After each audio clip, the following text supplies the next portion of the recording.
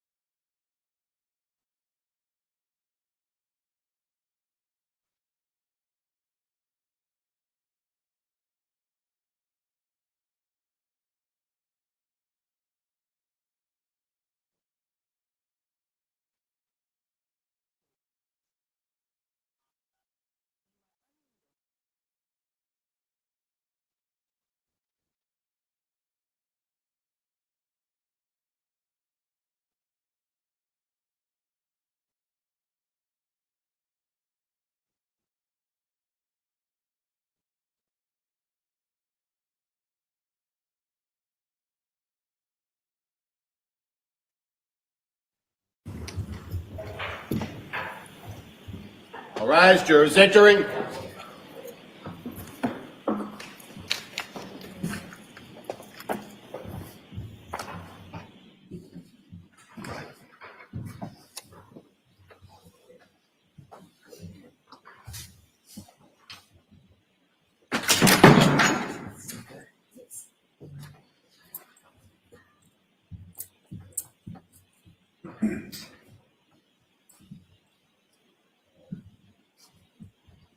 Hear ye, hear ye, hear ye. All persons have anything to do with the Honorable Justice Diane Fernandez, Justice of the Norfolk Superior Court. Draw near, give your attention, you shall be heard. What's going to call the Massachusetts in this honorable court? Please be seated. Please turn off your cell phone.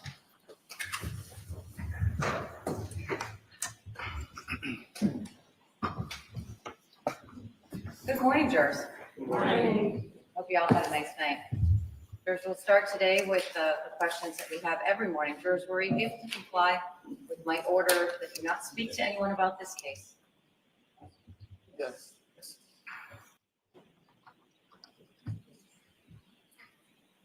Were you able to comply with my order that you not do any research about this case? Yes.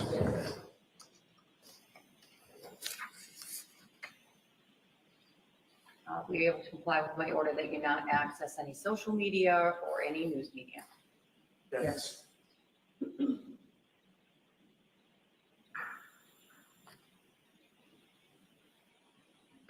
And you all still have open minds? Yes.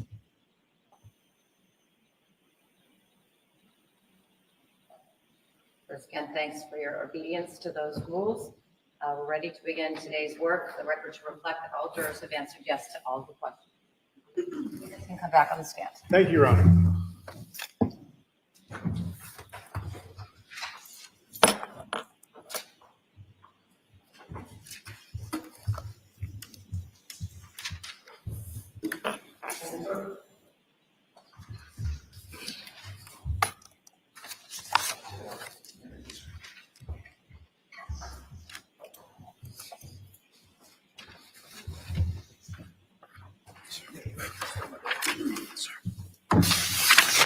Morning, Trooper. You understand you're still under oath? Yes, Your Honor. Please be seated. Thank you. And you may proceed. Thank you, Your Honor. May I approach? You may.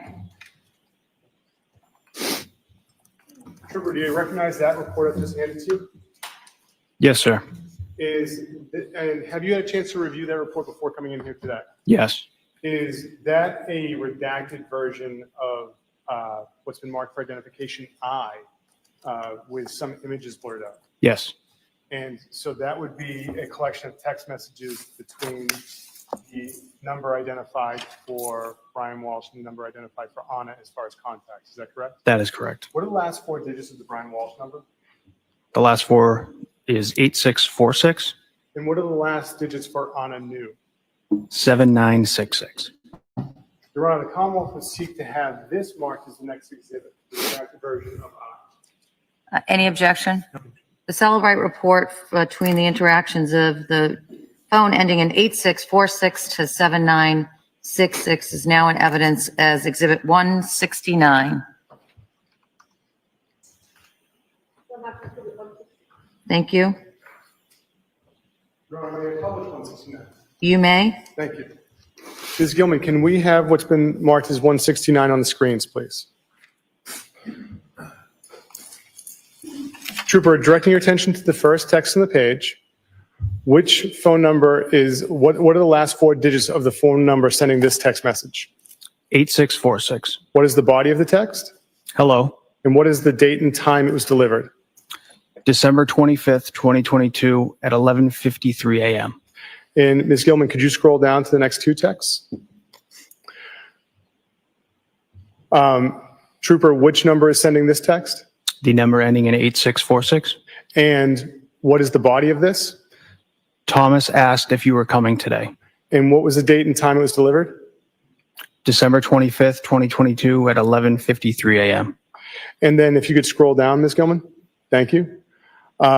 Trooper, which number sent this next text in the chain? The number ending in 8646. And what is the body of it? I haven't heard from you at all. And what is the date and time it was delivered? December 25th, 2022 at 11:54 a.m. Now, could you, Ms. Gilman, scroll down to the next text in that chain? Trooper, which number is sending this message? The number ending in 7966. And what is the body of this text? My flight got canceled driving up. And what was the date and time it was read? December 25th, 2022 at 12:57 p.m. Ms. Gilman, can we go to page 51?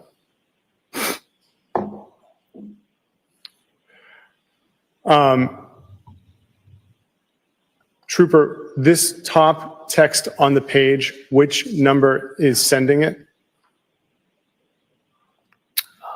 Could you scroll up a little bit? Yep. I guess you'd have to go all the way up to 50.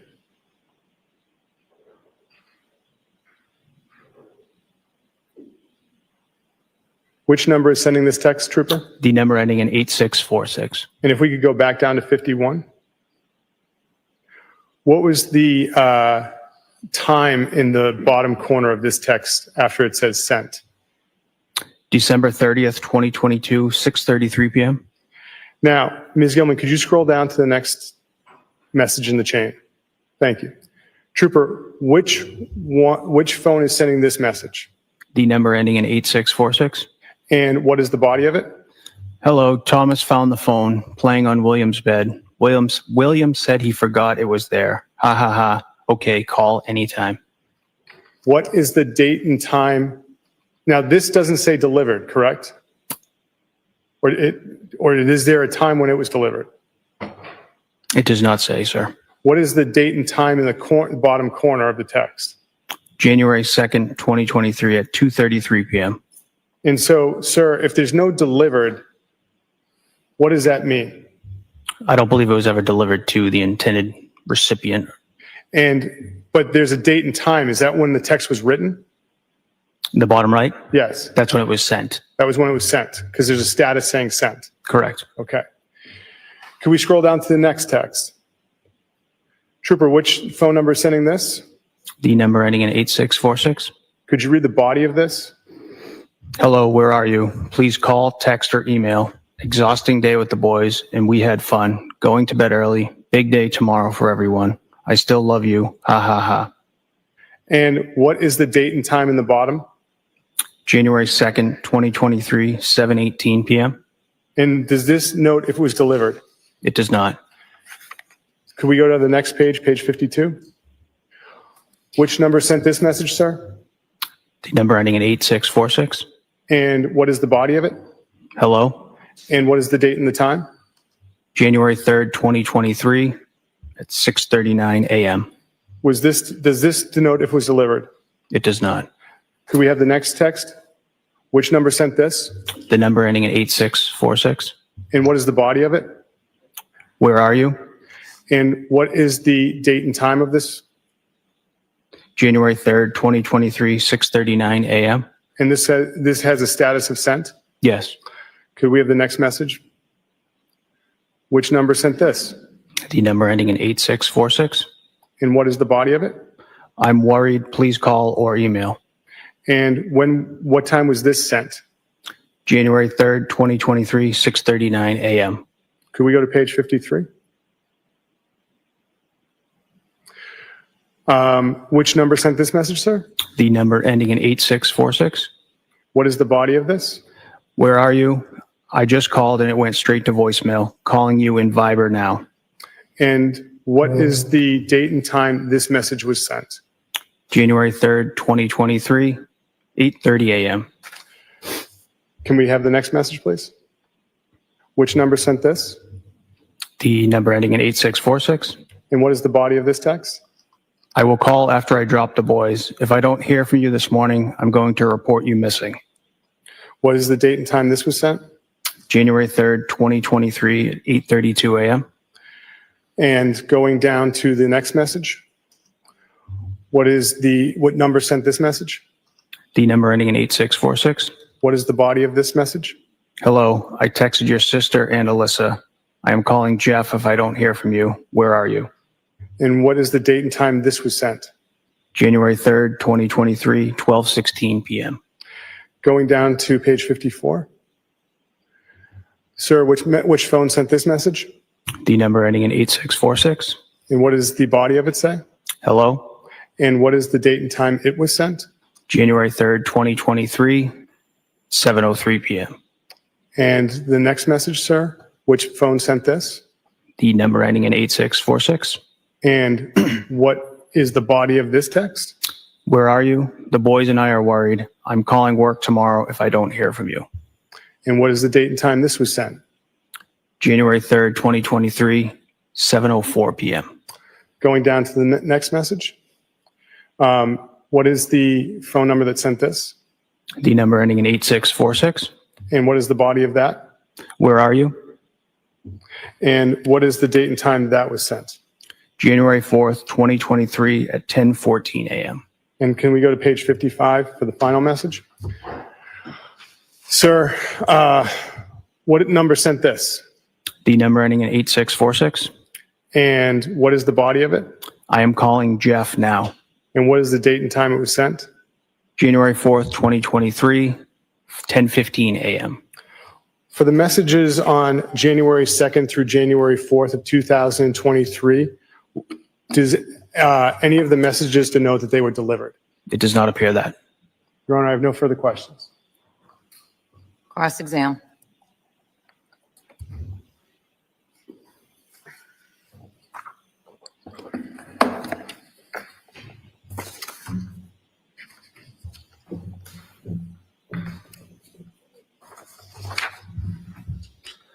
Morning, sir. Good morning, sir. Yesterday, you told us, testified to what you referred to as location data, correct? Yes. And the location data that was retrieved by apps, various apps that are contained on the devices. Yes. And is it fair to say that with regards to apps being able to collect location data, that service can be turned off in those devices? If the user decides to. Okay. And if the user decides to turn off the location tracking aspect of any app, then that particular app just does not collect the location data, correct? To the best of my knowledge. Okay. So to the best of your knowledge then, if someone knew how to turn off the location data for all the apps on any device that they were using to go from point A to point B, you wouldn't have that data that you told us about yesterday. The phone collects quite a bit of data at all times.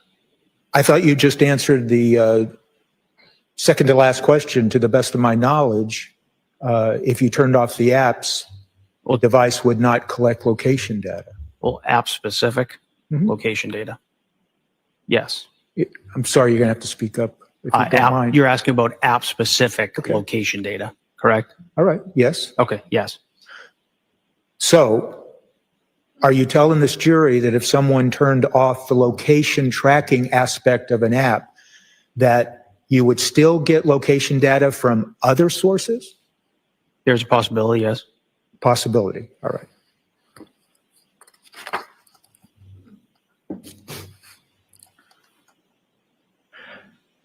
I want to focus your attention now to Exhibit 161.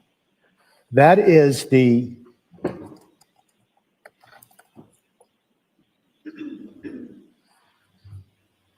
that's the Safari search history. Okay, yes.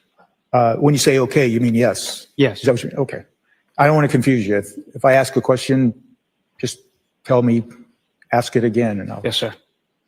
That's the Safari search history of the Apple iPhone 13 mini.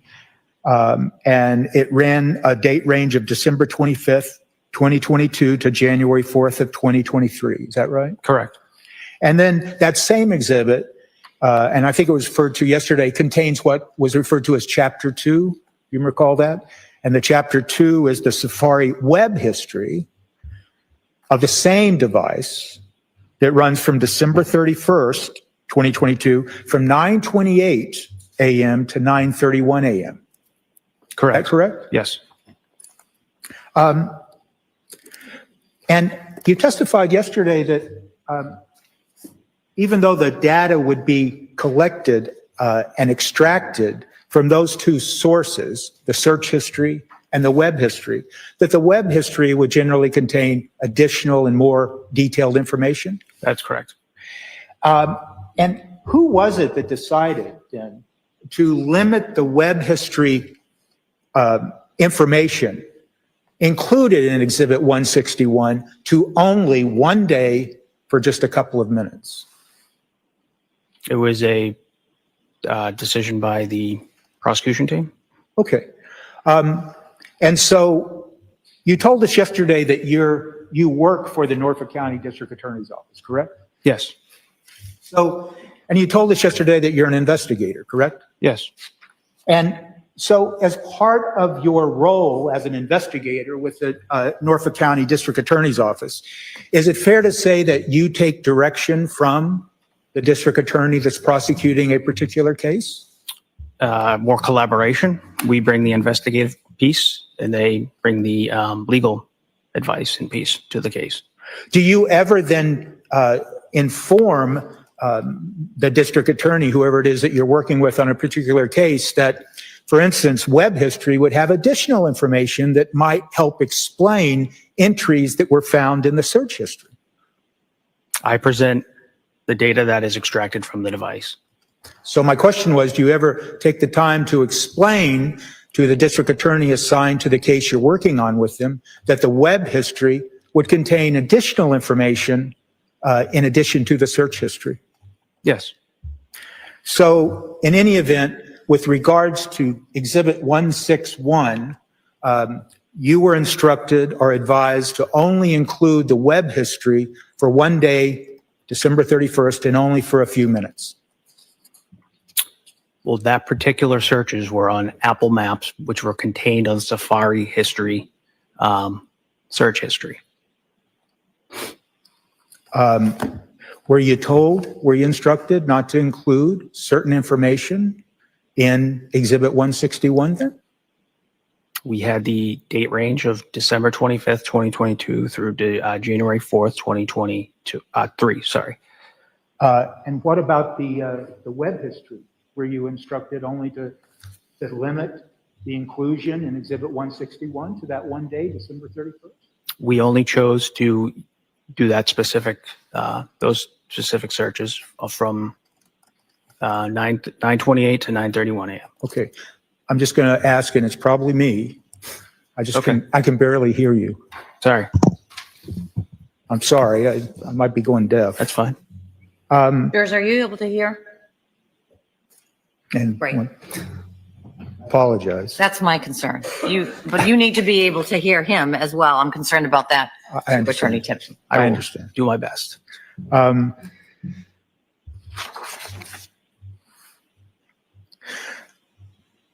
Yesterday, you were asked, let me ask this. You would agree, wouldn't you, that in the search history included in Exhibit 161, that at page number 1, number 9, there are indications of a search involving Expedia and other flight-related searches? Could you show me that, sir? Sure. Do we have Exhibit 161? I see.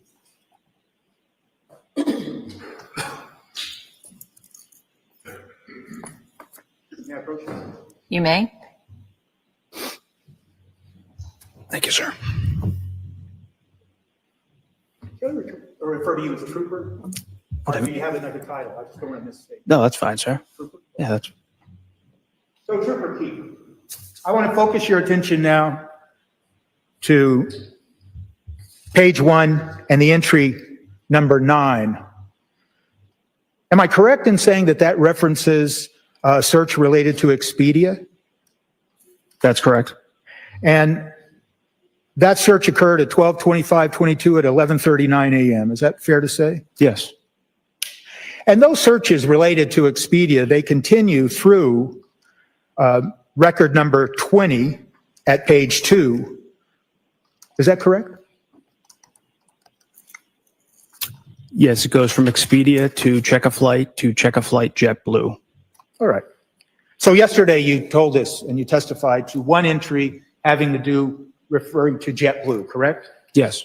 There's a number of searches in Exhibit 161, isn't there, that have to do with searches for Expedia and flight information?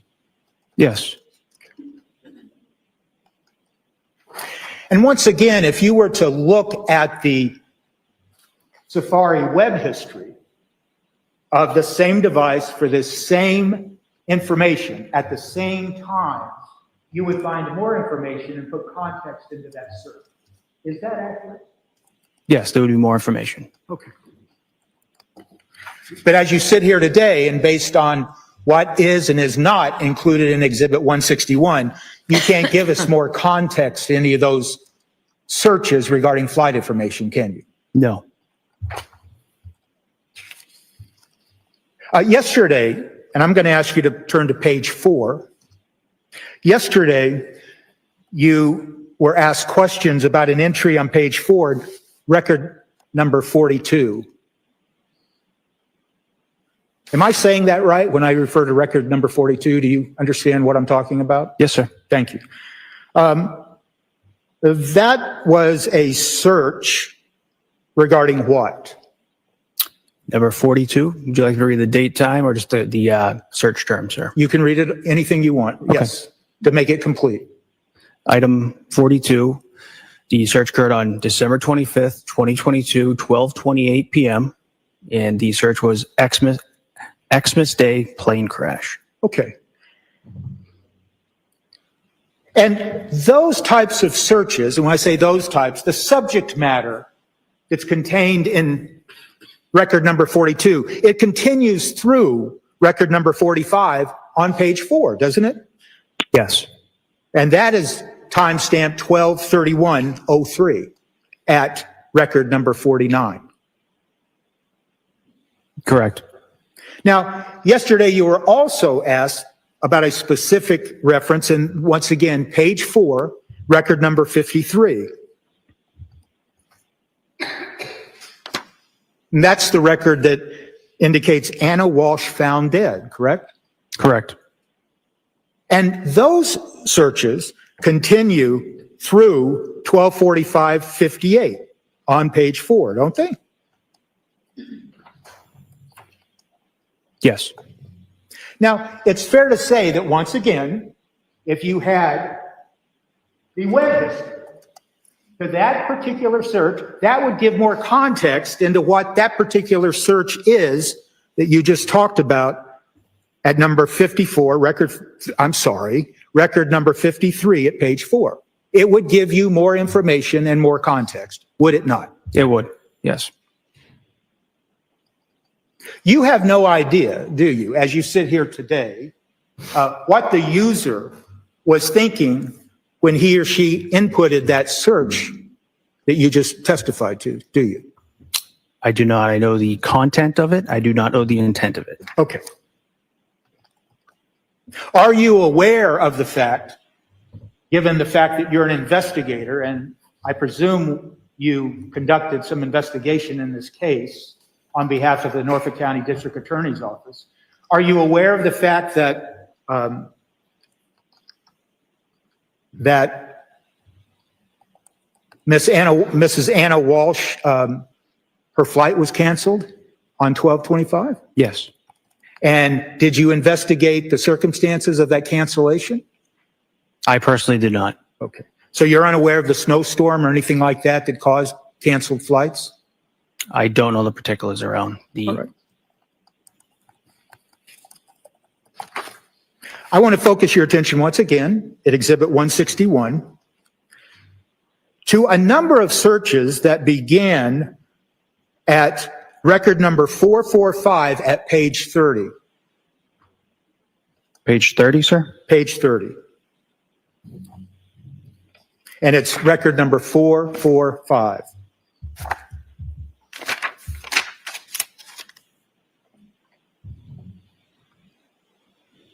Are you there? Yes, sir. Okay. It's fair to say, isn't it, that in looking at those entries starting at 445 and continuing through record number 495 on page 34, that they involve searches for what looks to be champagne or wine and varieties of champagnes and wines? Do you mind if I take a look?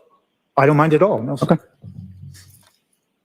445 through 495. 495.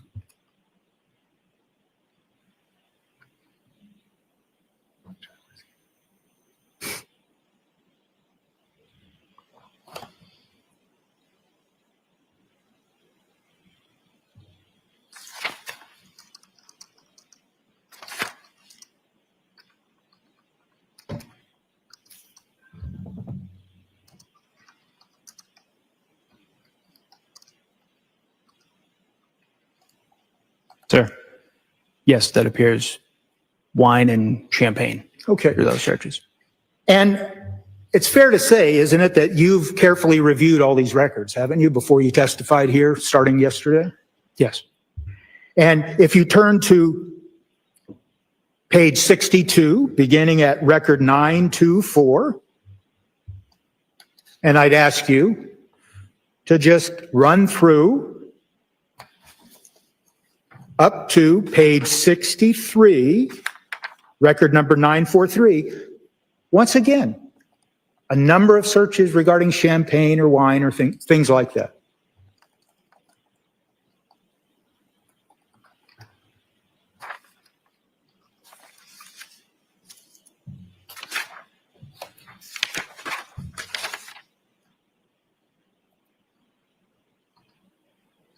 Yes. Okay, you agree with that, right? Yes. And we could continue to do this, but for instance,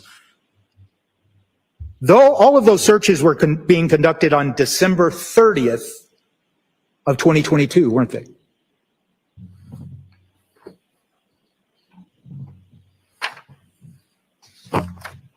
The ones from line 924 through 943, yes, they were on December 30th, 2022. And the searches between record 953 through 1016 on page 68, do you have those in front of you? What was the beginning item, sir? Record number 953, page 64, Okay. through record number 1016, page 68. Once again, those searches occurred on December 30th, correct? I'm still looking, sir. I'm sorry. You tell me when you're ready. Yes, sir. And don't let me rush you.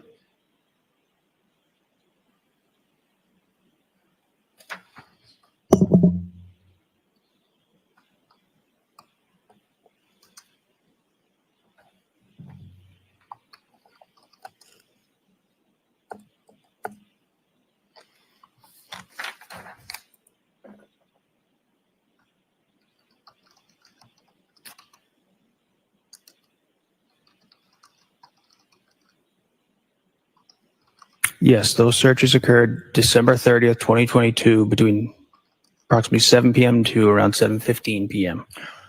Right, on December 30th, correct? Yes. Correct. And you're aware in the investigation of this case that Mrs. Anna Walsh had planned a New Year's Eve party to be conducted in the Cohasset home on New Year's Eve, correct? Yes. And you're also aware that, or maybe you're not, but there are additional searches throughout this as you continue to go down these searches that, once again, someone is shopping for expensive champagne, someone's shopping for champagne or items like that, all in the same time period, correct? Yes. Now, yesterday, you were asked specifically by the government to testify to an entry number, record number 1069 at page 72. Can you find that? It's at 8:38 p.m. on 12/30/2022. Record number 1069 at page 72. Yes. And you testified yesterday, and you were asked what that search was, and you stated to the jury, "I'm good." Correct? Yes. And you didn't give any other context to that, correct? Correct. As an investigator in this case, you are aware of the fact that there is a movie named I'm Good, correct? Yes. Okay. And you're also aware of the fact that if you were to look at the search web history related to that search, that it would further explain and give context to that search and that I'm Good is a movie. Is that fair to say? I would have to see the web history itself, sir. Okay. So you would agree, wouldn't you, Trooper, that that search that you were asked specifically about yesterday, I'm Good, at record 1069 at 8:38.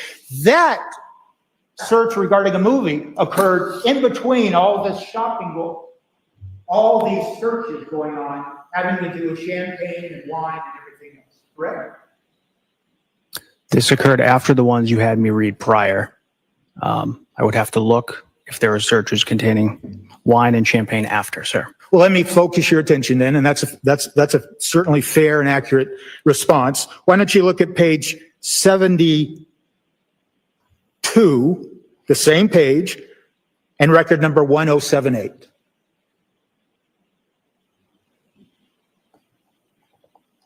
Have you had a chance? Yes, sir. And once again, that's champagne-related searches. Yes.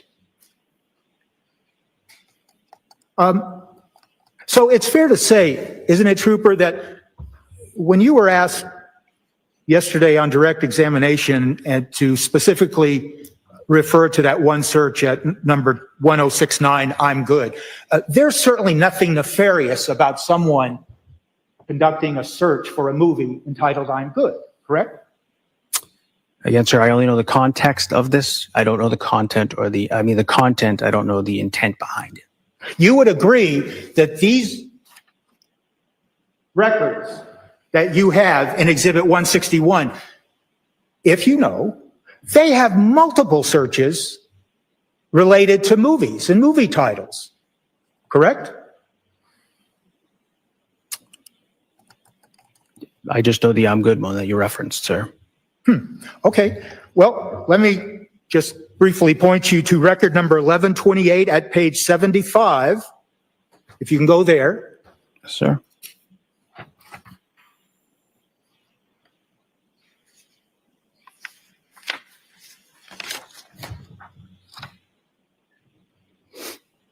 Are you there? Yes, sir.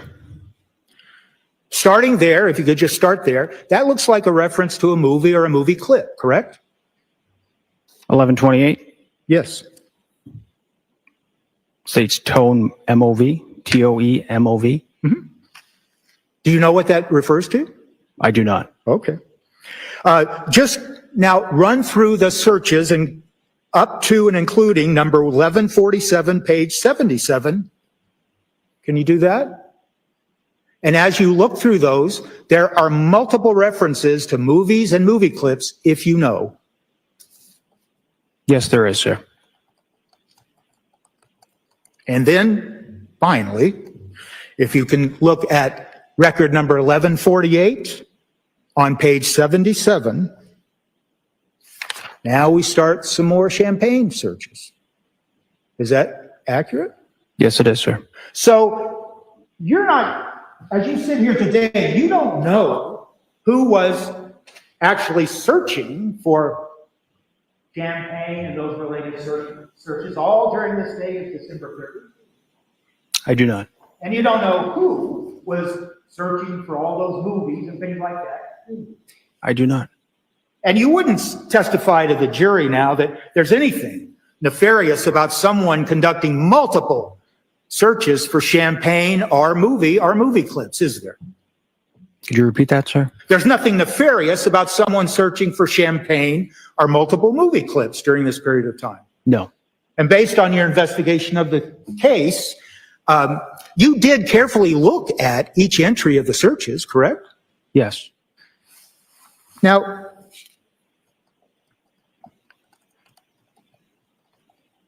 once again, yesterday specifically, and you can turn to record number 1271, page 85, you were asked specifically yesterday by the government to look at that search. Can you look at that one again and tell us what it says?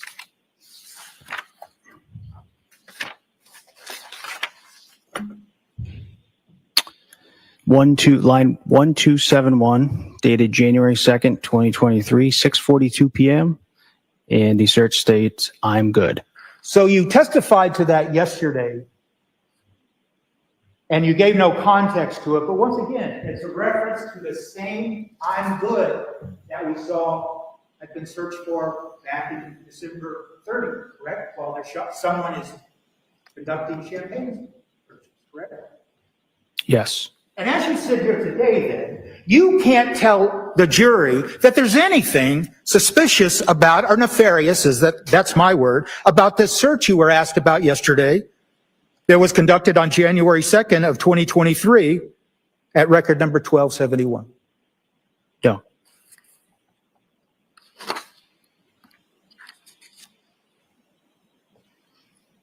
Trooper, I'd like you to look at record number 1170 at page 78. That occurred on December 30th at 11:16:34 p.m.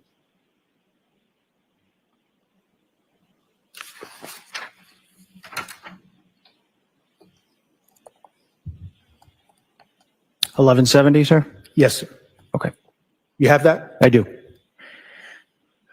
What does that search? Search occurred on December 30th, 2022, 11:16 p.m., and it states nightshade. Okay. Now you're an investigator assigned to the district attorney's office and you worked on this case. Is that correct? Yes. And what is that nightshade referring to?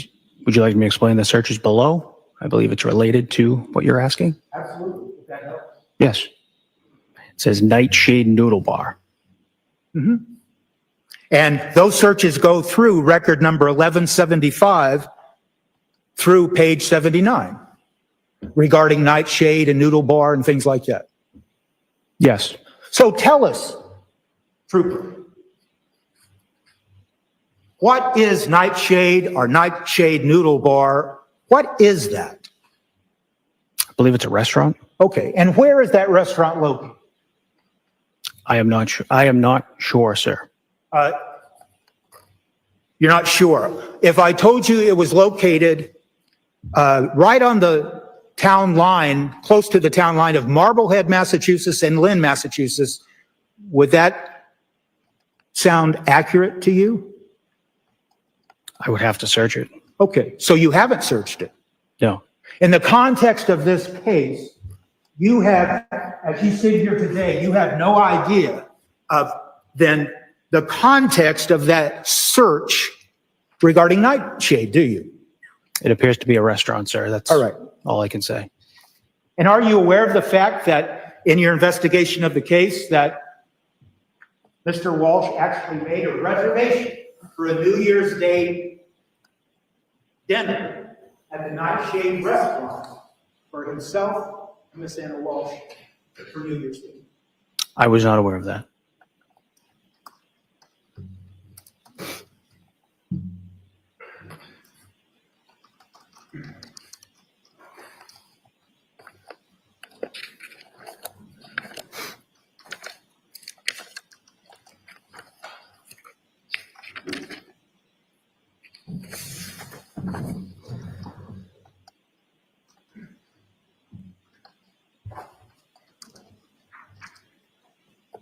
I would ask at this time to have for ID only. Okay. Sure. Anybody want to show it to me? That'd be a good idea.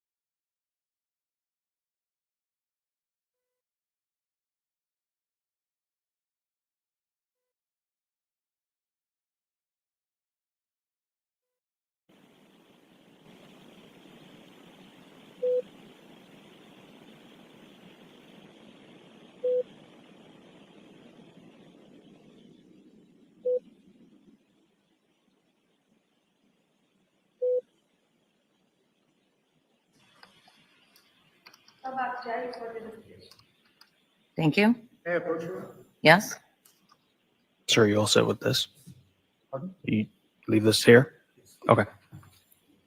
Trooper, I'm just going to show you what's been now marked for ID is Exhibit J. Have you ever seen that before in your examination of the iPhone?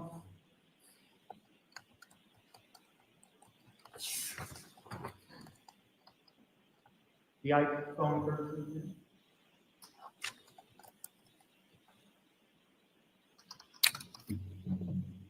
I reviewed the messages. I don't specifically recall this one. You would agree, wouldn't you, that that message indicates in its context that it's a reservation at the Nightshade Restaurant?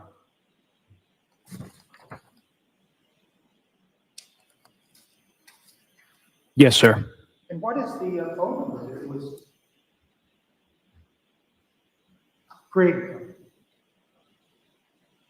The phone number ending in 8646.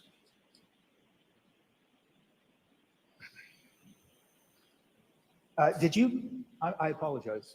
Did you tell us that you had or may have seen it? You just don't recall as you sit here? Yes, I reviewed the text through the past few years. I probably have seen it in the past, but I don't recall it. At this time, I move to have that text put in there. Any objection? No objection, Your Honor. The text message that's previously been marked for identification as J is now in evidence as Exhibit 170.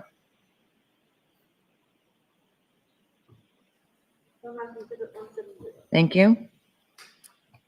So is it accurate to say then, Trooper Keefe, that with regards at least to this particular text and the information that it contains, that to the best of your knowledge, nobody from the Norfolk County District Attorney's Office, such as yourself, as an investigator, went up and talked to anybody at Nightshade or tried to get records of any reservation that had in fact been made on 12/30 for a dinner date? I did not, sir. Okay.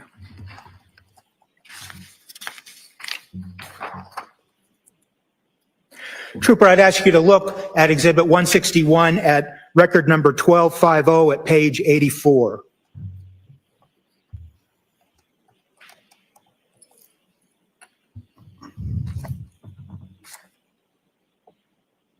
It's a search conducted at 12/31/22 at 10:26:16 a.m. Is that correct? Yes, sir.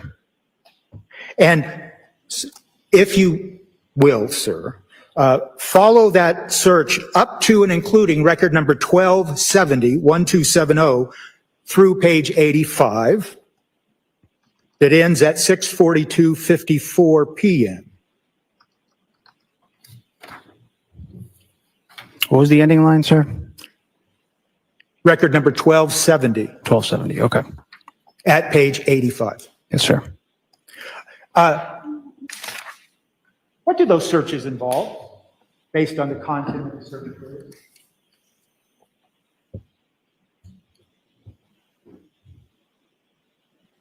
These searches appear to be kids' play places, how to file for a charity, can you donate your lottery winnings, how to file a 501c3 for a church.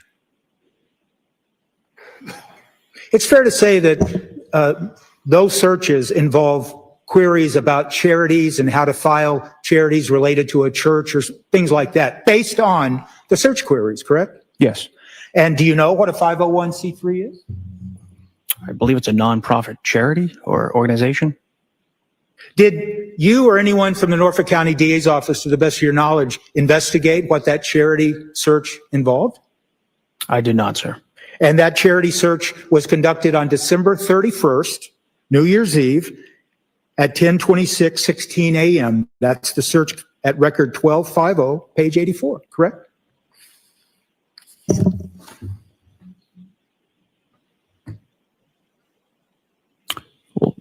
1250, sir? Yes.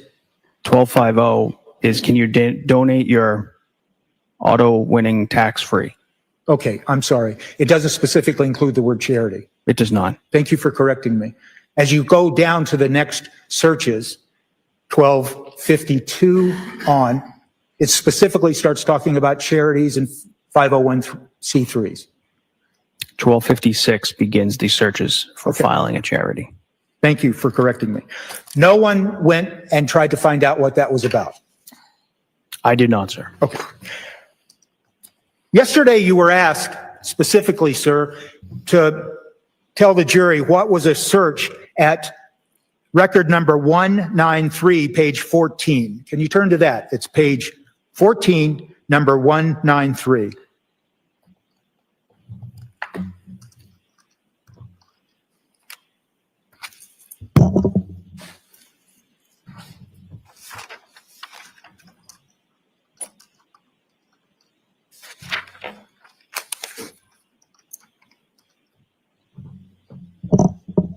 Are you there? Yes, sir.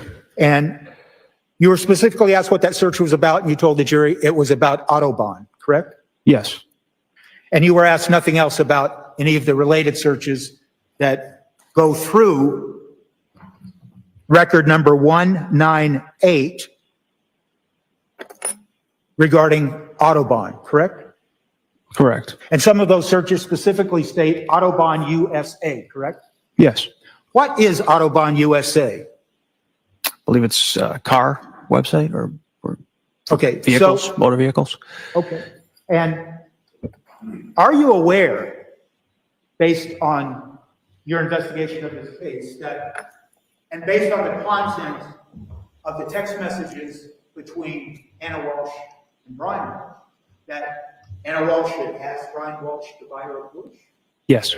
And are you aware of the fact that they talked about him buying her a Porsche in the text messages? Yes. And are you aware of the fact that he sent her pictures of a Porsche? In fact, 2 Porsches that were for sale? Yes. Are you aware of that? Yes. And are you aware of the fact that that took place on December 25th of 2022? Yes, sir. Did you ever go out in the context of the investigation of this case and talk to anybody at Autobahn to see if Mr. Walsh had appeared and was talking about buying a Porsche for Anna Walsh around Christmas time of 2022? I did not, sir. Okay. So I want to focus your attention to record number 418, page 29.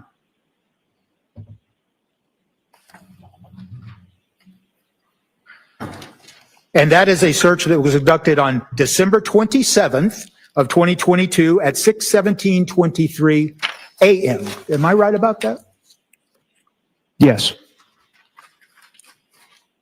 And the related search that they go through record number 438, correct?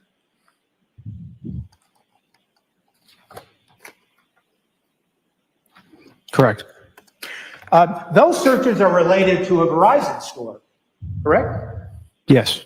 And they're actually location searches in some instances of a Verizon store, correct? Yes. And it's a Verizon store located in DC, correct? That is correct. It's not a Verizon store located in or around the Cohasset area, is it? No. And are you aware of the fact, Trooper Keith, that on or around December 27th, contained in the text messages that have now been introduced into evidence, that Ms. Walsh stated to Mr. Walsh that her phone wasn't working properly at the same time, 12/27. Yes, I do recall those. And that she told him words to the effect of it just literally stopped working, or words to that effect. There was something to that effect, yes. And he texted her back and said words to the effect of, you want me to get you a new phone, or do you need a new phone, correct? I believe it was something like that, sir. And then in the early morning hours of December 28th, Mr. Walsh sent her information about, well, here's a Verizon store in DC that you might go to if you need help. Yes. And she responded, thank you. Do you remember that?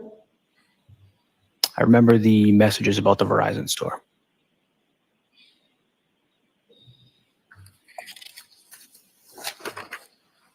Yesterday, specifically on direct examination, you were asked about a search conducted at Record number 1368, page 92.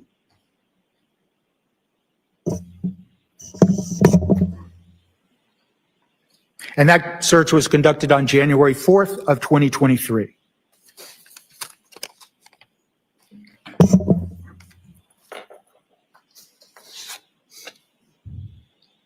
Sorry, sir. What was the line again? I just got to the page. I'm sorry. Record number 1368,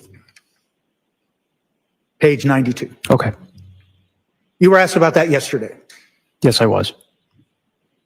And you told this jury it was about the Mazda building. The crossing building. Oh, the crossing building. Yes. But you weren't asked for the context or anything of the sort. You just simply told the jury what the search query was, correct? That's correct. I want to ask you now to go back to record number 804 at page 54.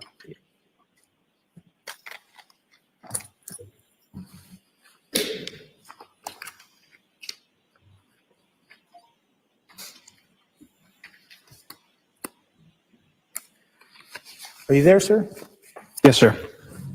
Is it fair to say that beginning at 804, page 54, on December 29th of 2022, at 9:47 p.m., that those searches are related to the Mazda building also? Yes, sir.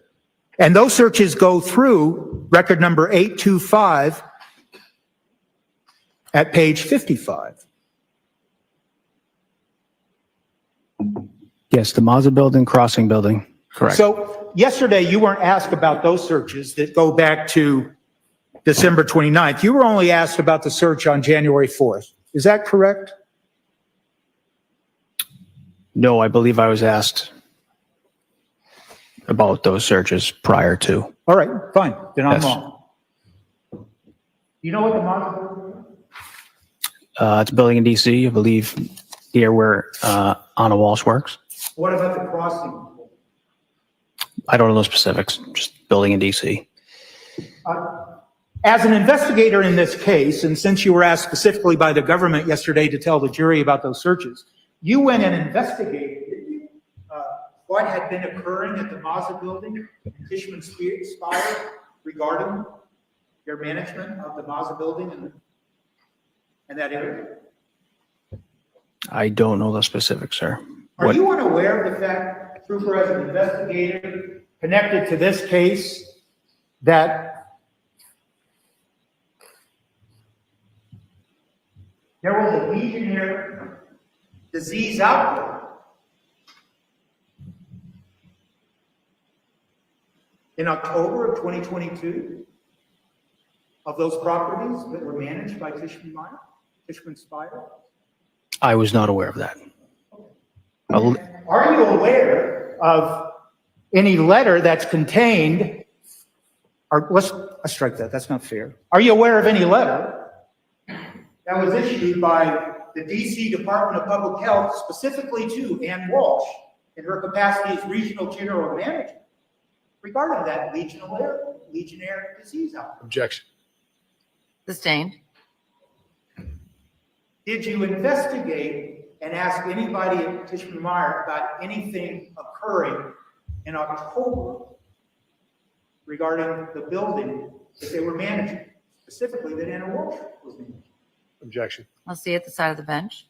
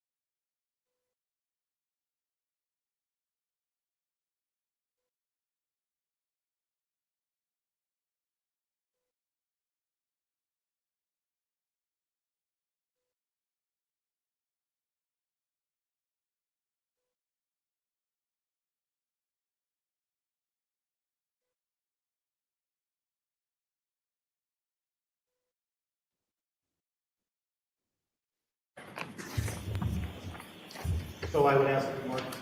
It's marked as K for identification.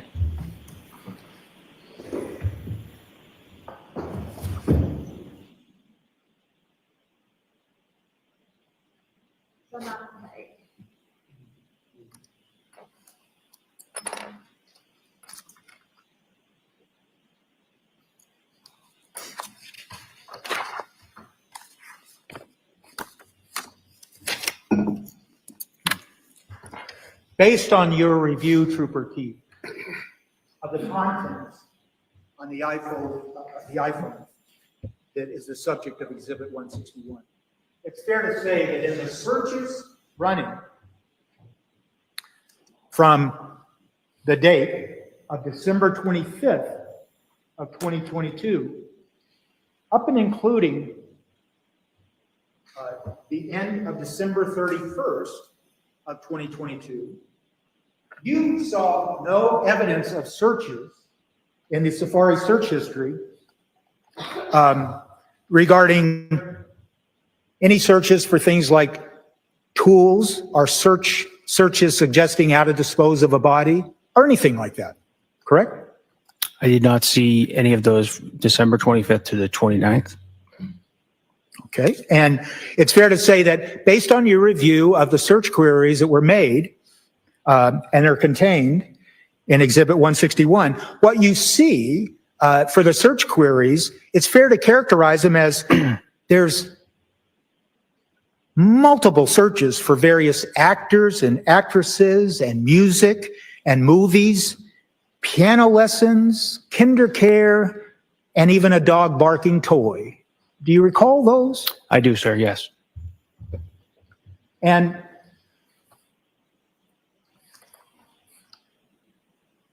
you were asked something about yesterday, and I'm sorry I don't have the citation, and that's my fault, but do you remember telling this jury about a search that involved something called My Exes?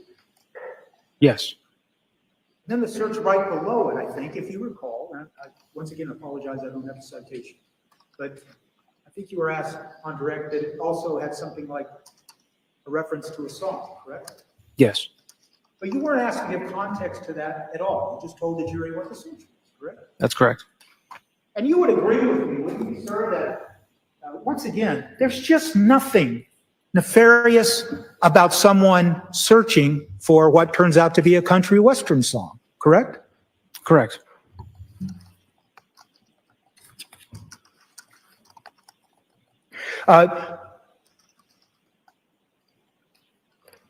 Trooper Keith, you in the past applied for search warrants, haven't you? I have, sir. And you know what the procedure is, correct? Yes.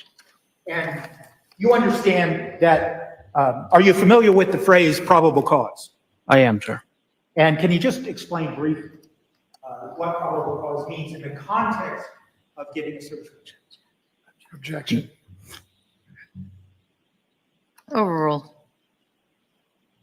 The facts and information pertaining to your investigation in order to charge a crime, more or less. More likely than not that this crime had occurred. And it's fair to say that once you start an investigation, your experience tells you that you might get a search warrant that covers a particular time period.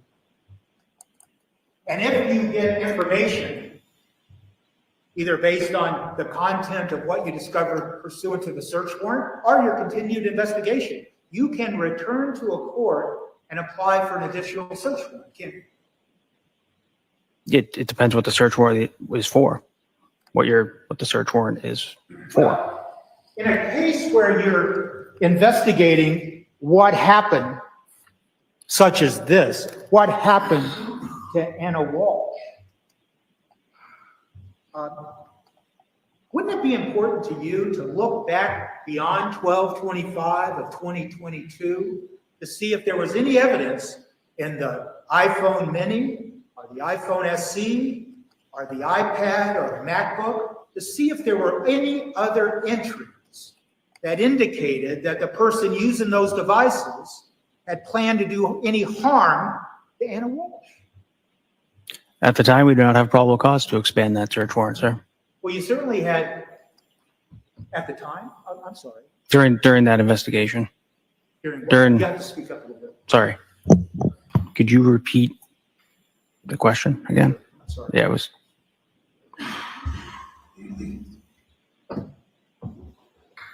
You would agree. Action, Your Honor. I'll see you both at the side of the bench.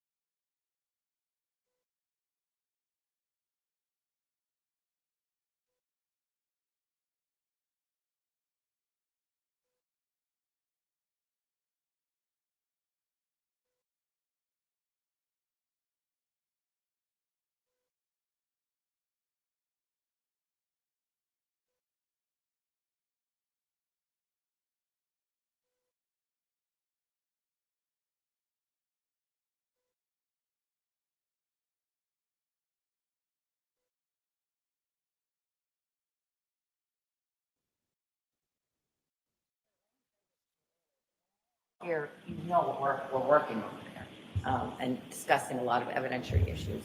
But you can get up. It's sort of tight because it's a lot of you in there. But you can get up and stretch and move around. You can even step off, like right there, if you're lucky enough to be on an end seat. But just keep yourself alert, comfortable. All right? Thank you.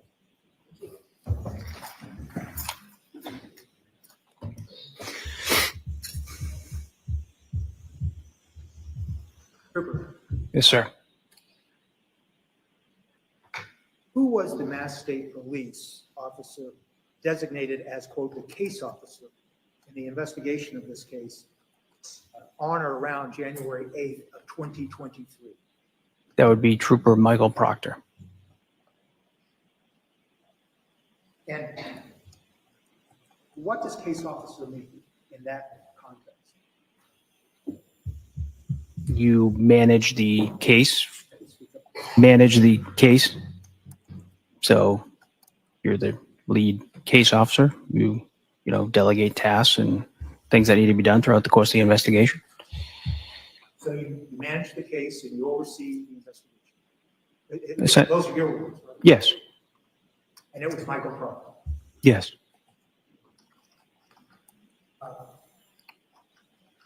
And it is fair to say, it's accurate, that you in fact you signed off on and applied for some search warrants in this case. Yes, I did. And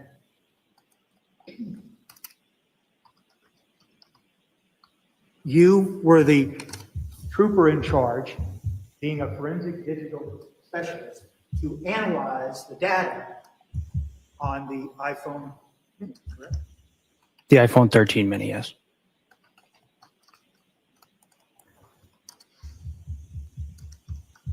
But you yourself, then, just yes or no, you yourself you never applied for any further search warrant to look at more data on the iPhone 13.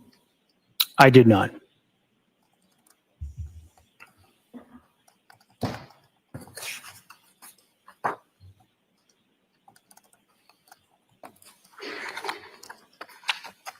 Trooper Keefe, yesterday, you were asked to show what was referred to as a PowerPoint presentation, correct? Yes. And in that PowerPoint presentation, what you did was you compiled, with the use of the Lexis software, you compiled a bunch of data points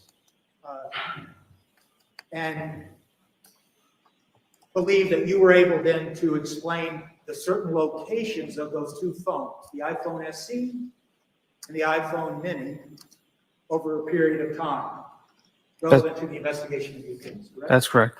And correct me if I'm wrong, but one of the reasons you compiled that PowerPoint presentation, I call it a presentation, but you compiled a PowerPoint, was to try to assimilate and get a lot of information together so you'd have context for the information, correct? Within that GPS data set, there's thousands of points. So this is just one specific point within that data set for those two different devices. So when I use the phrase to give context, in other words, once you start using that location data, and based on your review of the digital data, then you can make further conclusions about what a particular data point means when it shows up on the location data, right? Unsure of the question, sir. Well, it was a terrible question, so let me try it this way. You know, if you just look at those data points individually without any context, you don't know what data point came before it, you don't know what data point came behind it. All you have is a bunch of individual data points that really don't tell you much of anything. Correct? No.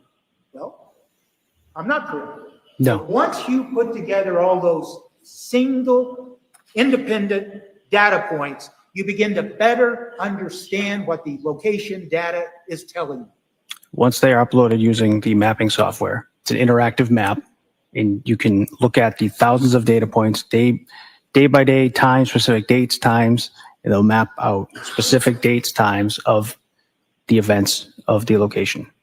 So it helps you better understand what the events were over a period of time. Yes. So did you ever put together, in the investigation of this case, the information that was taken out of the iPhone 13 mini? And did you ever take it and put it in some format where you compared it to the other digital data, for instance, that was taken off the MacBook Gray, device number 3? You'll have to specify data. I don't know what data you're talking about.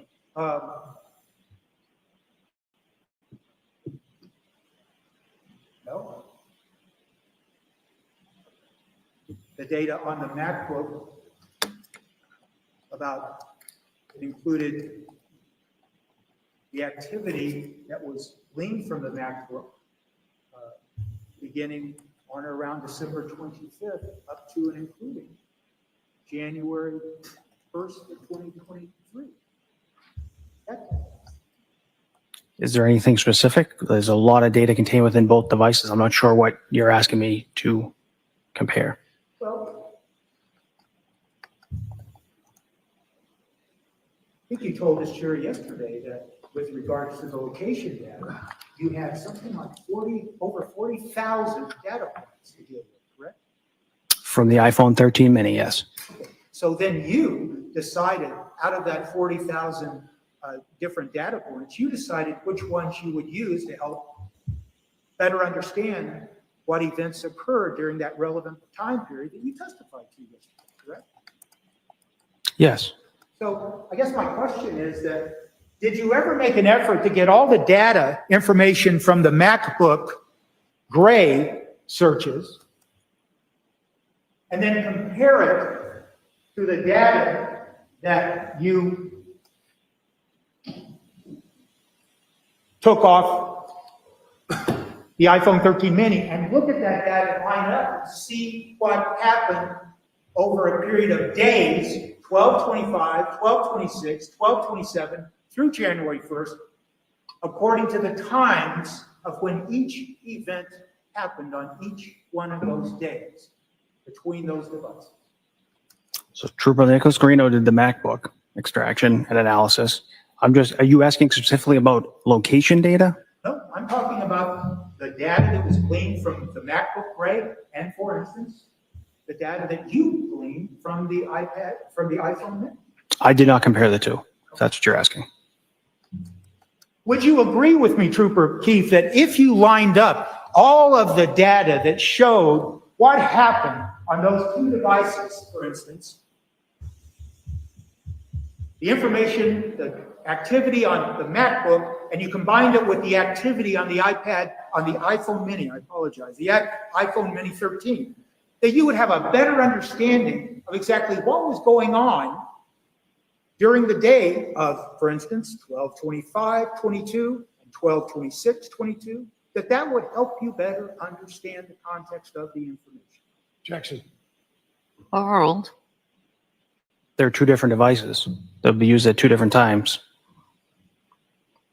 Well, you used two different devices, used at two different times to compile your location data, didn't you? Yes, for different days throughout that time frame.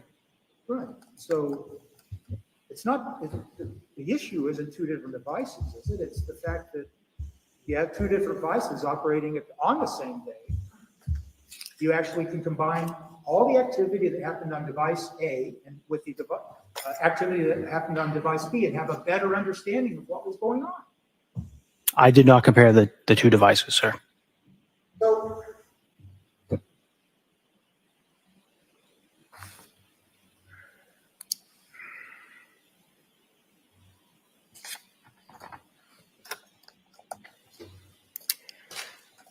I hate to do this, Judge. Yes, Can we come to sidebar? you may.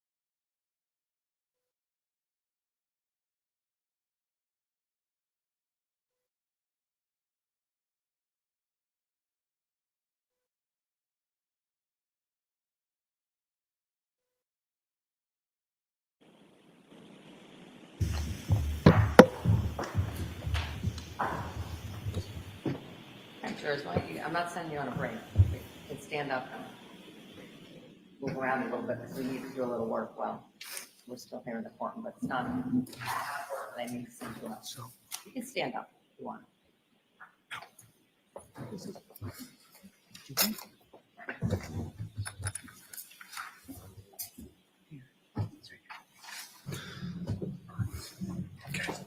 I'll stand up.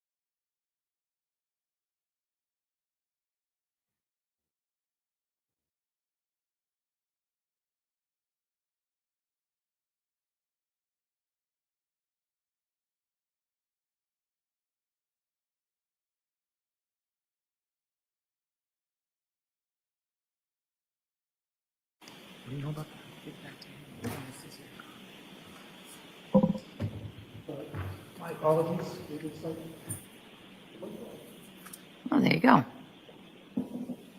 We're all set.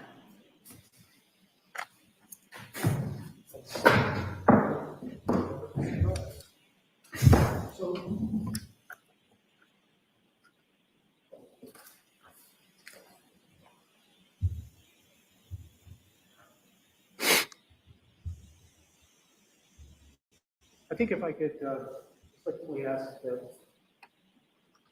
exhibit number 169 be brought up on this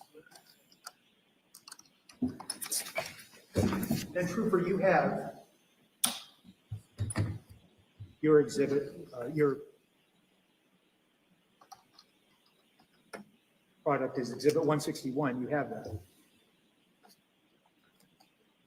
Yes. Now we need to call it.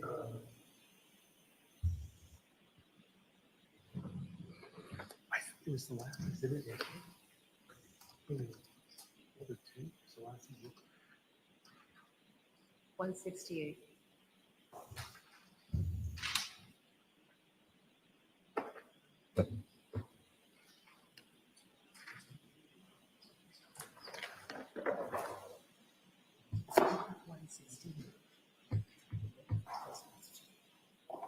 And may I approach your honor? You may. Well, it's going to be hard. I'm presenting you with what's been marked exhibit 168, Okay. characterized as the call log. Yes, sir.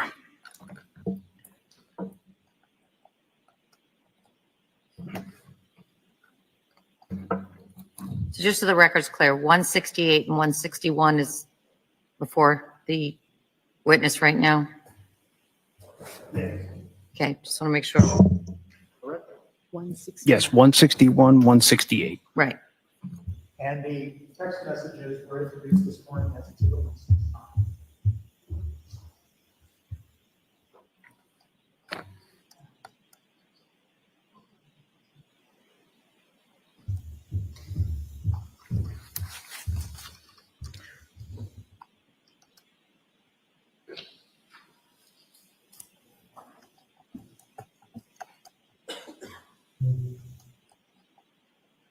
I'm going to ask you, Trooper, to look at exhibit 161, page 2, record 16.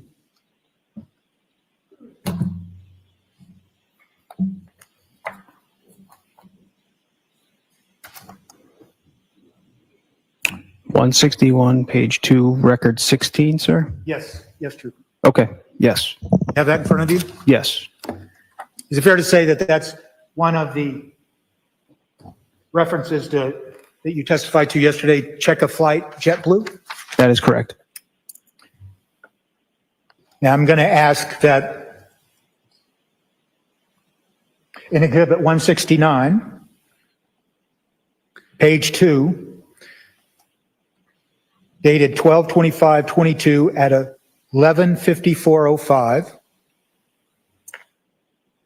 The top of the page, you see that? Yes. Do you see that, Trooper?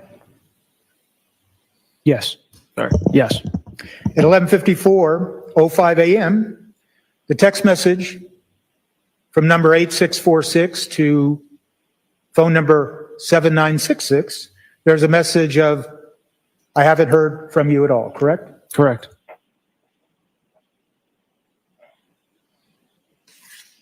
And then I'm going to ask that, Trooper, you look at Exhibit 161 again, that you have, and look at page 2, record number 21.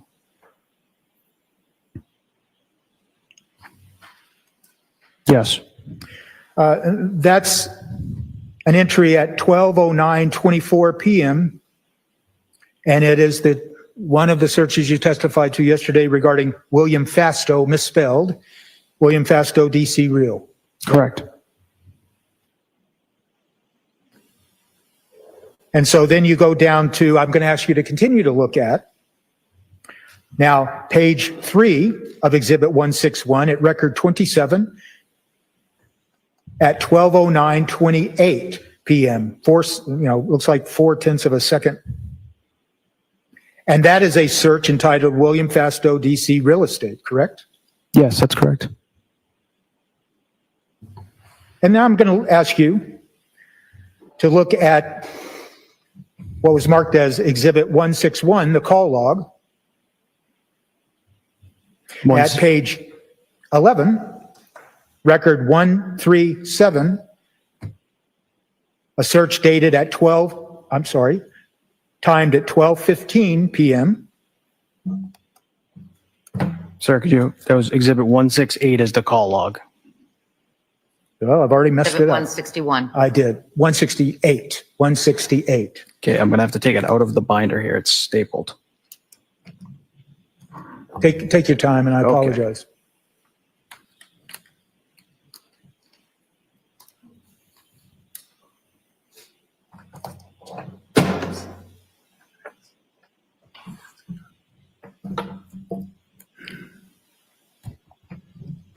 Okay, sir, could you go again with that? Yes, absolutely.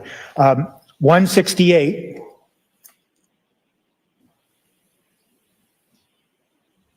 At page 11, I'll call it record 137. Time-stamped 12:15. Yes, 137. It's time-stamped 12:15 p.m., correct? December 25th, 2022, 12:15 p.m. Yes. And that, from the call log, that indicates some interaction between the two devices, and that Exhibit 168 has to do with phone ending in 8646 and phone ending in 7966, correct? Assigned to Brian Walsh and Anna Walsh, correct? Yes. And there is a 1-minute, 23-second call between those two phones, correct? Yes. We don't know the content, do we? I do not. Okay. And then as you continue to proceed in this relevant time period, you go to Exhibit 161 again at page 3, record 35.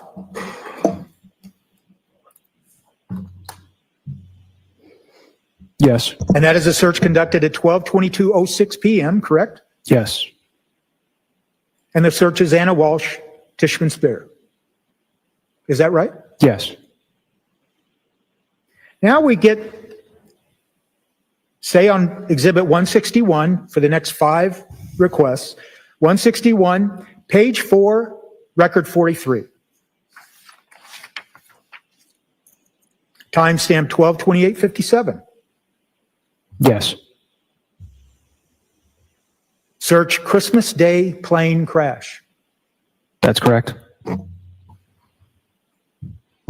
Same exhibit 161, dated 12/25/22, same time period, page 4, record 50. I'm sorry, record. Yeah, I'm right. Record 50. Would you like to read the content, sir? Yes, go ahead.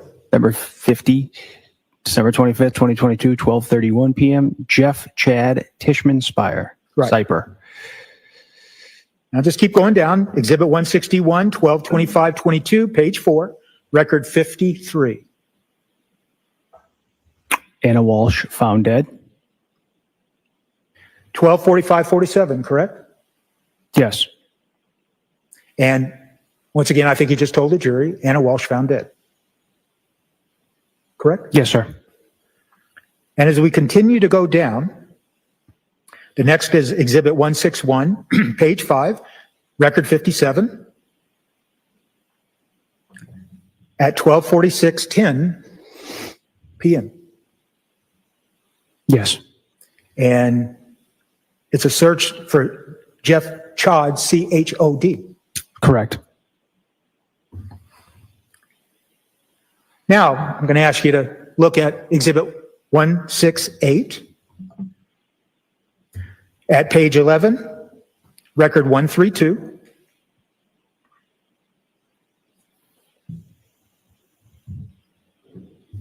Timestamp 12:57 p.m. Yes. It indicates a phone call between these two phones Yes. that lasted 4 minutes and 45 seconds. Yes. It's an outgoing call from the device ending in 8646 to the number 7966 Anna New. Okay, and you don't know what they were talking about, if they were talking at all. You just know that there was a call that lasted 4 minutes and 45 seconds between those two phones at that time. Correct. And then if you go back to, I'm sorry, if we could have page 2 on the exhibit 169 for 12:57:26. And the entry is, as seen on the screen, my flight got canceled driving up. Is that fair to say? Yes. So just stopping there. Between 11:52, we started with 11:52, exhibit 161. We're now down at the time period of 12:57. Is it fair to say that what looks like is that Anna Walsh, at least Anna Walsh's phone, texted the phone assigned to Mr. Walsh and told and texted, my flight got canceled and I'm driving up? Yes. And before that, those texts that you read to the jury, where they're entered, Anna Walsh found dead, are plane crash, correct? The ones you testified to just a moment ago? Those searches, they appear to be searches to see if some harm came to Anna Walsh, correct? Again, I can read the context. I don't know the content of the search. But did you consider that in your investigation of the case when you looked at all this data together? That specific search and text message? All this data together that you just now told the jury about. Did you look at all that data together at one time like you've just done for the jury and created a context for all of those communications in those 3 different sources of information? Did you ever do that? What 3? The call log, 3 sources? I'm not sure what. Did you do it? I've looked at all 3 of them multiple times. Did you ever look and compare them and see that there were searches that looked like someone was concerned about harm that may have come to Anna Walsh, and then when Anna Walsh texted and said, my flight got canceled, none of those alarming texts occurred? Objection. As to the characterization, Yes.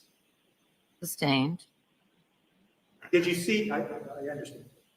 Did you see any other text after the 12:57 text from Anna Walsh's phone saying, my flight got canceled driving up? Did you see any text after that where there were any searches about plane crash Or is Anna Walsh dead or anything like that? You didn't see anything like that, did you? I would have to review them again, sir.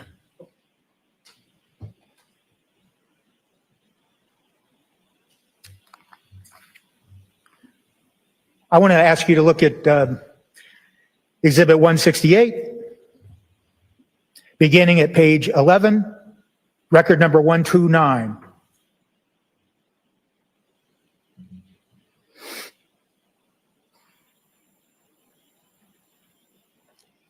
What is that time stamped? You said 168?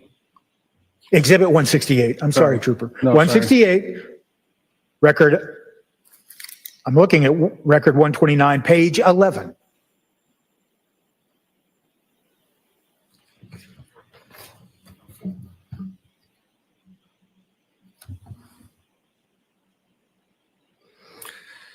Sorry, what was the line again, sir? Sorry. That's okay.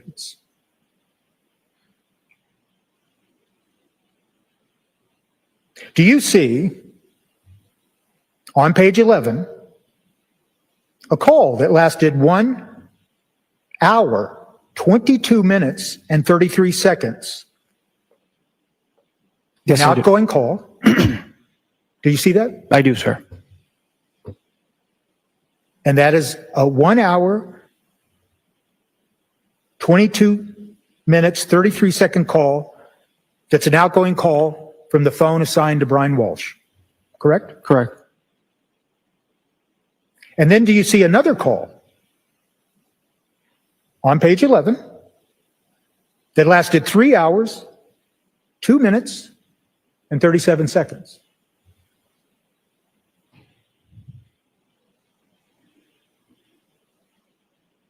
On page 11, sir? Yes? 3 hours? Hmm? I do If you do not, you can say that. not see Okay. a call. Do you see a call that lasts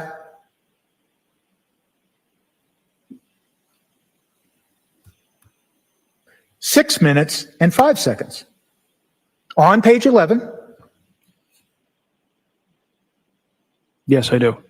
and then do you see another call that lasted 1 hour, 27 seconds and 27 seconds and 07 seconds? Do you see that? And that call originated on the phone assigned to Anna Walsh. I'm not sure what. Can you repeat that? Yes. Do you see a phone call that lasted 1 minute, 27 seconds? On page 11, sir? Yes. I do not. Then this might be a good time to stop. Okay, we'll take a break. There's, have a nice morning break. All rise, please. Jurors, close your notebooks. Follow me. I'm- Did you say you just went around to get to the break? yeah, look at this.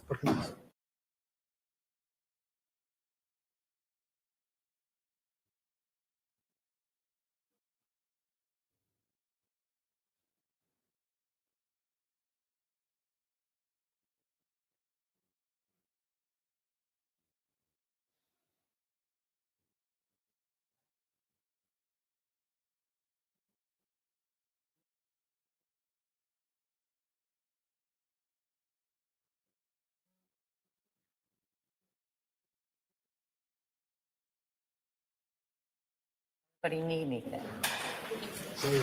I'll take advantage of this time to take a look at the search warrants. Yes, sir. All rise.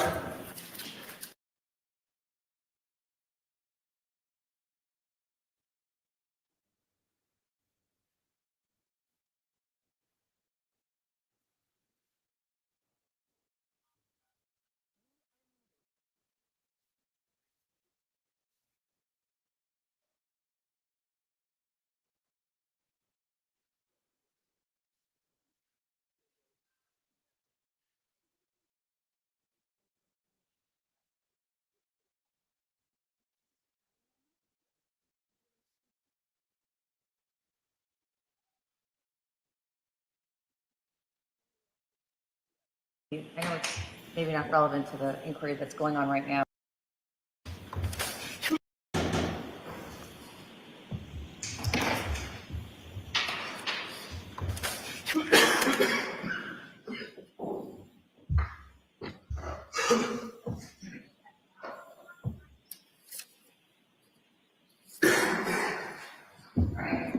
I just had an opportunity, I know it's maybe not relevant to the inquiry that's going on right now, but Attorney Porges, your records are good. He wrote 76, 85, 119, and 136. Almost memory is correct too. They all go to Verizon or AT&T records, so we can talk about that more later. Anybody need anything before I bring in the jury? Does that mean I can explore it more with them? No, it doesn't. It just puts the record more precisely as to why, but there may be others that you can explore that with. All right? I actually don't get it, Judge. You don't what? I don't get it. I'm trying to understand the rulings. I don't. All right, well, you can make your pitch. So you're telling us that I can't explore getting further search warrants to go back 1225 with this witness? I think you can with regard to his sort of, I'll call it area of expertise, but that's not what you really want, right? You mean with the Verizon records? Yes. Yeah. No, I don't. I mean, as I look through back to go through, I mean, I think you have to have the filter that I'm placing right now is you have to have a good faith basis for all your questions, both sides. This, I won't call him an expert, but this trooper's expertise, as is revealed by those search warrants, is in a particular narrow focus. Now, you set the foundation for some broader thing, maybe Ken, I don't know, making reasonable inferences from what I know about the case, then I may come in. But with this witness, and there may be other witnesses to include Trooper Proctor. Seems like Trooper Guarino had a slightly different role than even Trooper Keith. So I think there are proper inquiries or proper individuals that you might be able to make these inquiries to some depth. I don't think this is one of them. I understand the question. Based on the record that's before me, you can ask probing questions if you wish to, and you know something that I don't. Again, I'm the consumer of the evidence, just like the jury in that regard. And I certainly do have a lot of learning from the time that I've spent on this case, but on what I know right now, I don't think it's a proper line of inquiry. I understand the court's ruling. All right. Let's bring it back in. All rise. Jurors entering.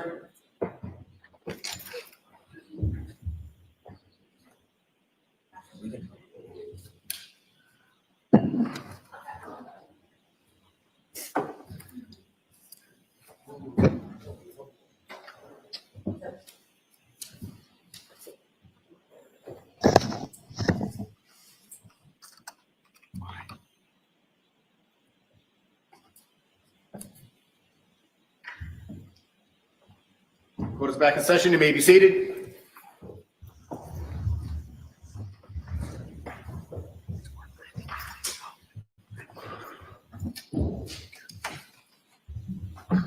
You may proceed. Thank you.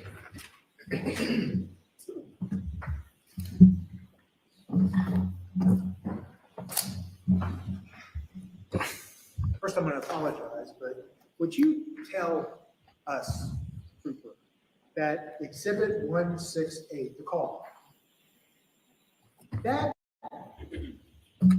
call log is arranged beginning at late dates going to early dates, correct? It starts at January 3rd, 2023. Yes, it starts January 3rd, 2023 to December 25th, 2022.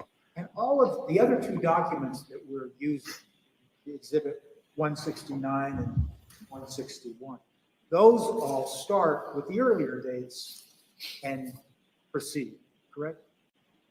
Yes, those are in ascending. This one looks like it's descending order. Okay. So now that I understand that, hopefully I won't confuse you. So here we go. So now, starting with Exhibit 168 at page 11, record 129, occurring at 140.10 p.m. Do you see that? Yes, sir. That's a call that lasted 1 hour, 22 minutes, and 33 seconds, correct? Correct. And it was a call that originated on the phone assigned to Brian Walsh. Yes, it was an outgoing call to the number ending in 7966. Anna knew. Okay. Staying on that document, page 11, record 126, time stamped at 3:02:37 p.m. There's a call that lasted 6 minutes and 5 seconds. Correct. And once again, it originated from the phone assigned to Brian Walsh, correct? Correct. Now go to page 10, record number 124. An event happening at 4:11:06 p.m. There's a call that lasted 1 hour, 27 minutes, and 7 seconds. Correct. Now that call originated from the phone assigned to Anna Walsh, correct? Yes, that is an incoming call. Are you aware of the fact, based on your involvement in the case, that Anna Walsh, her flight was canceled and she wound up driving up from DC to Cohasset? On December 25th, sir? Yes. Yes. And would it be accurate to say that during this time frame that we've just talked about, these 3 calls, that's when Anna Walsh is driving from DC to Cohasset? Yes, that could be inferred from that. So it appears from these records that during this time frame, Ken, that after her flight's canceled, her phone is texting the phone assigned to Brian Walsh saying, my flight was canceled, I'm on my way. That they're having no less than 3 phone calls between themselves, between their phones, as she drives up Yes. to Cohasset. And then, if you can, look at the screen, and I'm referring to page 2, and the text time-stamped 6:37:46 p.m. on 12/25. It looks like Anna Walsh, or the phone assigned to her, texts, I'm an hour and a half left. Correct. And then as you continue on exhibit 169, at page 3, time stamped 7/26:02, it appears that that phone texts an image of a car to Brian Walsh, correct? Correct. Or at least the phone assigned to him. And the photo looks like it's a photo of a Porsche. Yes. And now if you refer to exhibit 161 at page 14, record 193, timestamped 8:28:12 p.m. 193, sir? Yes, Yes, okay. that's one of those Autobahn searches, correct? Correct. Where it appears that someone's looking for a luxury car, or at Yes. least searching the Autobahn for a car. Yes.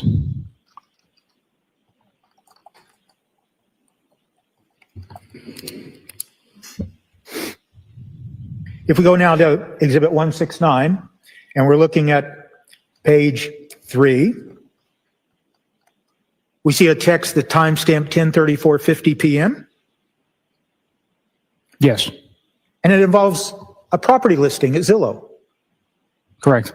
And if you scroll down 1, 2, 3, 4, 5, 6, 7, 8 texts, all of those texts encompassing page 3, 4, 5, 6, and 7, they continue to be texts regarding Zillow postings for property, correct?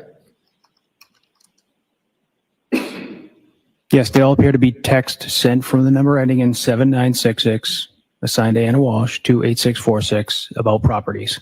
And those properties are all situated in or around the greater DC area or Baltimore, correct? Yes. And do you know, officer, from your involvement in this case, about what time Miss Walsh arrived in Cohasset when she drove up from DC?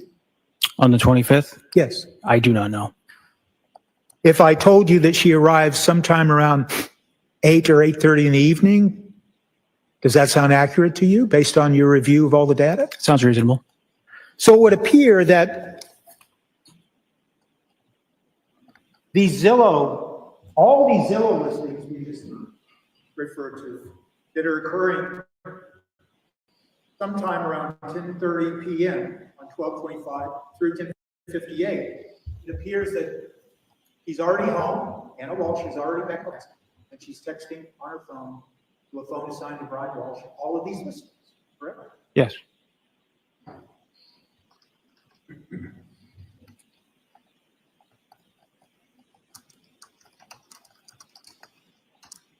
Now we're referring you to what's been marked Exhibit 168, the call log. I'm going to refer you to record number 114 at page 10. And it shows that there was some type of phone connection for 5 minutes and 19 seconds between the phone assigned to Anna Walsh and Brian Walsh, and to the phone assigned to Brian Walsh. Correct. And we can go down and just follow that on page 9, record number 112. We see a 36-minute phone call between the phones assigned to Anna Walsh and Brian Walsh. Correct? Correct. Once again, you don't know what the content of the phone call was, but that's what it appears, that there was a 36-minute phone call between them. Yes. And we continue to go down. Page 9, record 106. Now there's a 21-minute phone call, correct? Yes.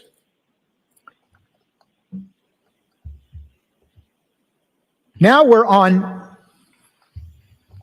Exhibit 161. Now we're on a different date. We're on the next date. December 27th of 2022. I'm going to refer you to record number 316, page 22. You recognize that entry on Exhibit 161? What was the page number, sir? Sorry, I put the 168 down. That's fine. Page 22, record number 316.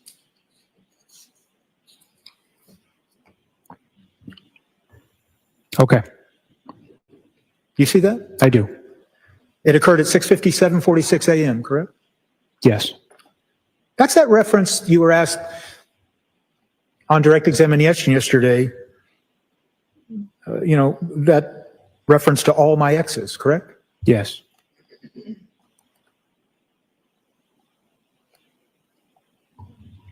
And then on the same day, and now we're looking at Exhibit 168, the call log. We're going to refer you to page 9 and ask you to look at record 104. They begin a series of phone calls, 3 phone calls, 10 minutes and 43 seconds, 1 minute and 1 second, a third one, 26 minutes and 21 seconds, all originating from the phone assigned to Brian Walsh, to Anna Walsh. Do you need me to tell you exactly what the records are? I apologize. Yeah, could you go again with the record number, sir? Yes. 104, Okay. 102, and 100.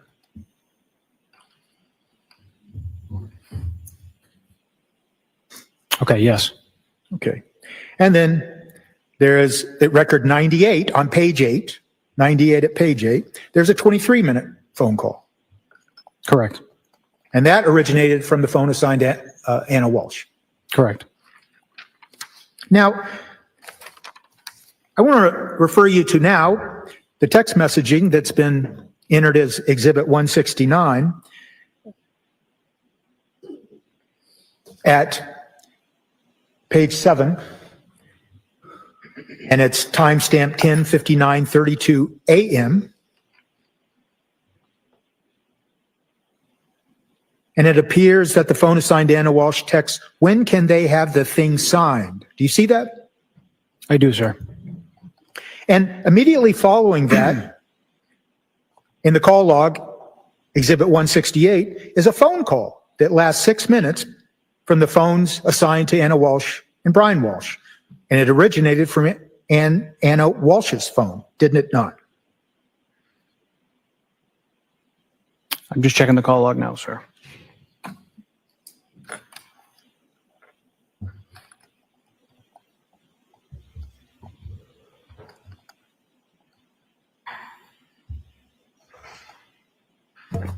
You see that? I see the text, but I don't see the specific call you were referring to on the call log, sir. Okay. Let me try to give you page 8, Yep. record number 96, time stamped at 11:05:17 a.m.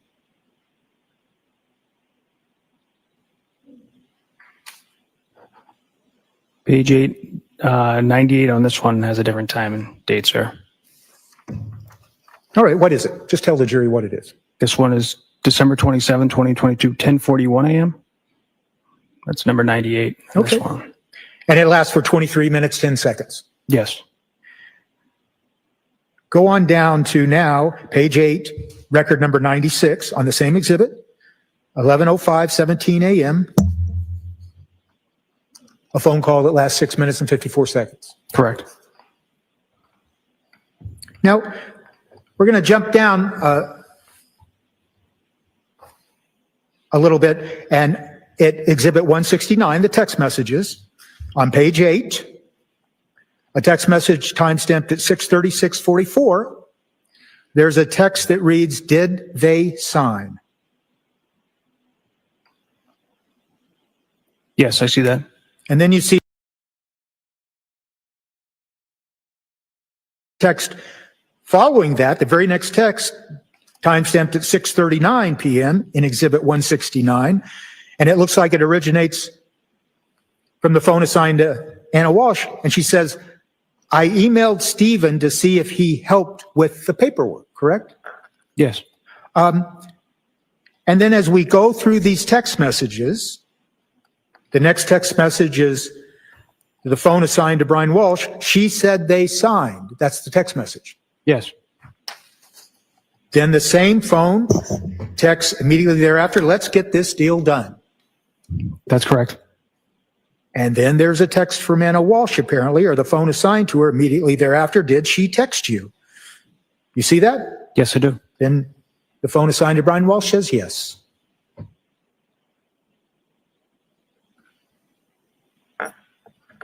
And then the next text is on page 10 at 6:39:36. Anna Walsh texts, at least her phone does, "I didn't see it." Yes, correct. And then a few seconds later, that phone texts, "Great." Yes. And then that same phone assigned to Anna Walsh at 6:40 texts, "Let me have Stephen confirm and I'll Venmo them." Yes, correct. And then there's a text that says, "Great," from the phone assigned to Brian Walsh. Then immediate text about an hour and a half later that says, "Hello." And that's at page 11 on exhibit 169 at 8:03:04. Correct. Yes. So based on your investigation and based on your review of this data, that series of texts where they're talking about a deal and Venmo and everything else, it appears to you, doesn't it, that they were involved in the sale of property or something? Is that fair to say? It appears they were looking at, Conclusion. Oh, withdrawn. You can answer. it appears they were looking at properties and possibly have sold the property or something based off those text messages. Did you, as one of the investigators in the case, did you have any assignment to go try to explore what this sale was? I did not. Okay. Let me ask you something, Trooper. You're assigned to the Norfolk County District Attorney's Office, correct? Yes. There's a number of other troopers that are assigned to that office specifically to investigate serious felonies, allegations of serious felonies, correct? That is correct, sir. And is it fair to say that, I think earlier in cross-examination testimony, you said that you collaborate, you talk to each other, you Correct. share information, correct? Yes. And so one of the reasons you share information, amongst your fellow troopers that are assigned to the district attorney's offices so you can all learn more about the case and make a better understanding of what the data means and what the information you're getting might mean, correct? Yeah, we should collaborate, share information about any investigation going on. Based on your collaboration with your fellow troopers in connection with this case, are you aware of any one of your fellow troopers assigned to investigate this case that ever went out and tried to determine the nature of that sale of property that we just went through based on the information that's in these 3 different sources of information? I believe so. Okay. And do you know what the sale of property was? I don't know the details of it. Do you know where the property was that was sold? I believe the North Shore somewhere. Do you know how much it involved? I do not. Do you know whose name that property was in? I do not.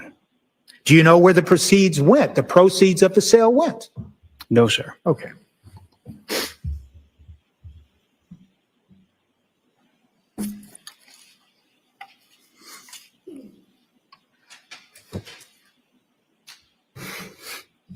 I want to ask you, refer to Exhibit 169 on the screen. It'll be at page 11, a text timestamped at 8:03:04 p.m.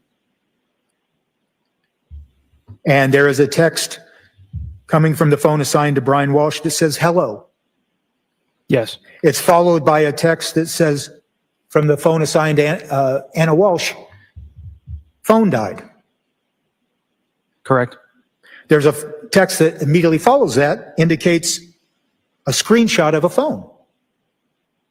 Yes. Is that correct? Yes. And then a text that immediately follows, literally, that's the word that's used. And that's coming from the phone assigned to Anna Walsh. Yes. And then a text that follows about 2 minutes later, coming from the phone assigned to Brian Walsh, where he simply says hello. Yes. Then an immediate text after that from the phone assigned to Brian Walsh. Do you need a new phone? Correct. And then there is that text where it appears at 6:18:55 a.m. at page 14 on Exhibit 169, where Brian Walsh, the phone assigned to Brian Walsh, is texting location data to 1001 Connecticut Avenue, Northwest, a Verizon store.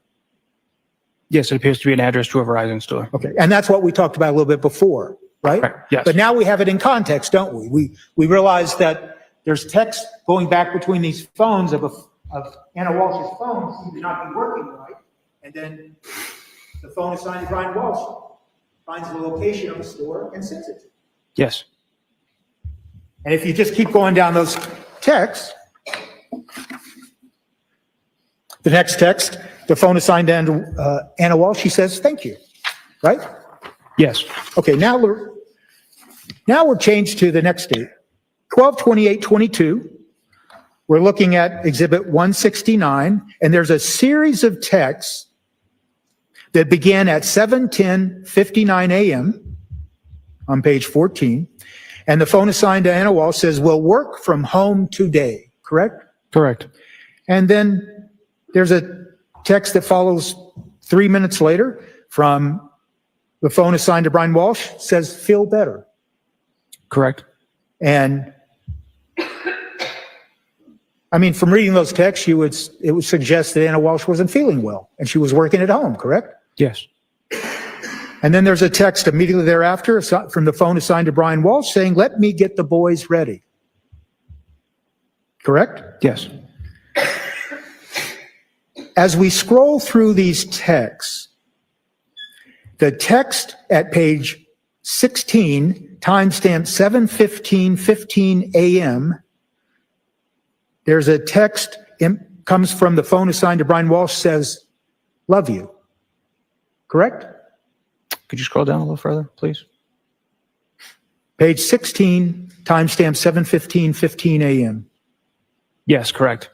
And then immediately thereafter, there is a text, page 16, immediately following that text, coming from the phone assigned to Anna Walsh, and she says, love, or the phone says, love you too. Correct. The phone assigned to Brian Walsh says, I will get you a plunger, correct? Yes. Next text from the phone assigned to Brian Walsh, and a Porsche. Yes. The phone assigned to Anna Walsh says, haha. Correct. Then Anna Walsh phone says, thank you. Yes. The phone assigned to Brian Walsh says they both start with P. Correct. Do you think that phone is referring to the Porsche and the plunger? Yes, sir. And then Anna Walsh, the phone anyway, responds, I'll take care of the plunger. You just get the Porsche, correct? Yes. Okay. And then there's a couple of texts back and forth saying, ha ha, ha ha, right? Yes. Immediately thereafter, at about an hour and a half later, same exhibit, 169, page 20, at 9:26:13 a.m., from the phone assigned to Brian Walsh, there's a screenshot of a Porsche, correct? Yeah, it appears to be a vehicle. I don't know if it's a Porsche or not, sir. Okay. And then there's a second text and another screenshot. And can you tell if it's of a Porsche? Don't believe so based off the picture. Okay. Then at 9:30, on 12:28, page 21, still the text, the phone assigned to Brian Walsh says hello.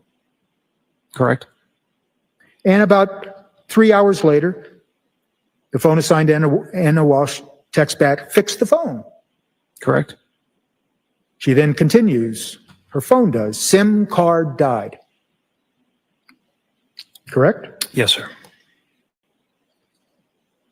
Now, I'm going to jump down to the next text at Exhibit 169, page 22, timestamp 3/22/23, and it contains 3 more images of property, correct?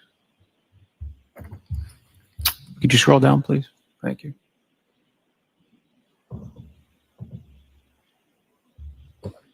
Yes, sir.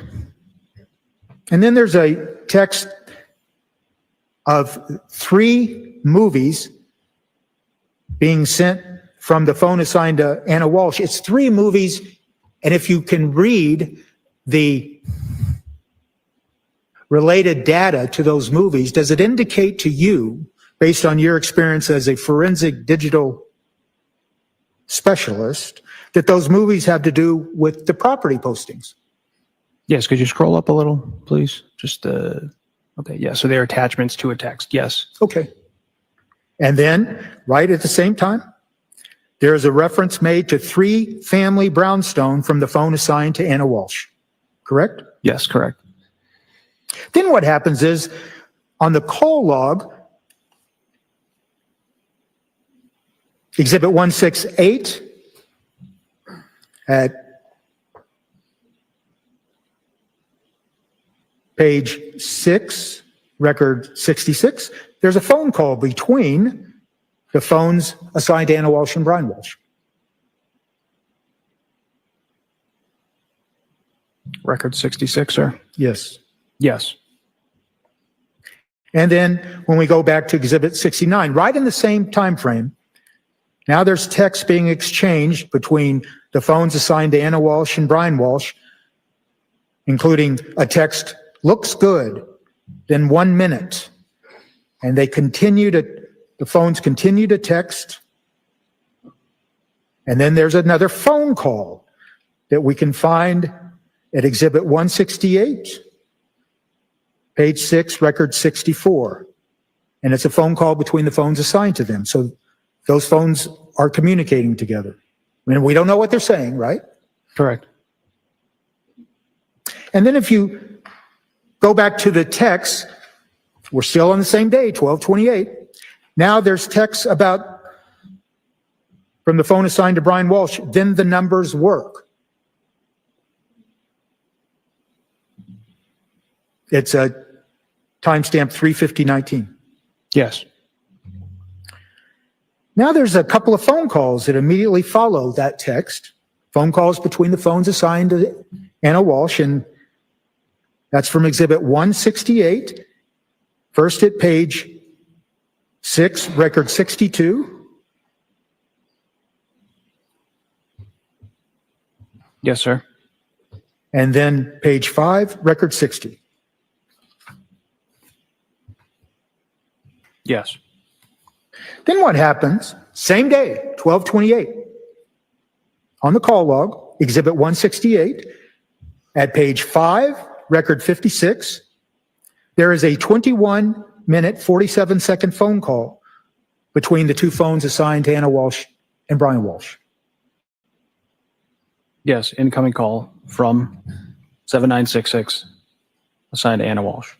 And then about 30 minutes later, another phone call, this time originating from the phone assigned to Brian Walsh, that's for 15 minutes and 11 seconds. Yes.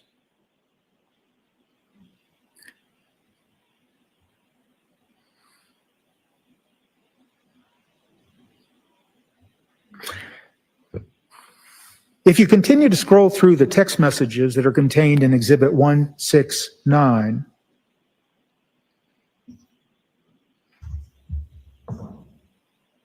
and I want to refer to page 30 and the text message timestamped 11:18 a.m., 11:18:10 a.m. You see the text coming from the phone assigned to Anna Walsh that said, it's incoming soon at 199K. I do. And the next text is, had 2 bathrooms, good shape. Yes. Next text from the phone assigned to Anna Walsh, offer 195K. Yeah. Response from the phone assigned to Brian Walsh, probably. Do you see that? Yes, sir. Then immediately thereafter, a text that says, let's see what TJ says. Yes. And then there's a series of texts that immediately follow. Okay. Then there's another Zillow posting. We're now at page 32 of Exhibit 169. And then there's a specific reference from the phone assigned to Brian Walsh. They paid $80,000 in 2015. Correct? Yes. And there's a second text, assessment at 4.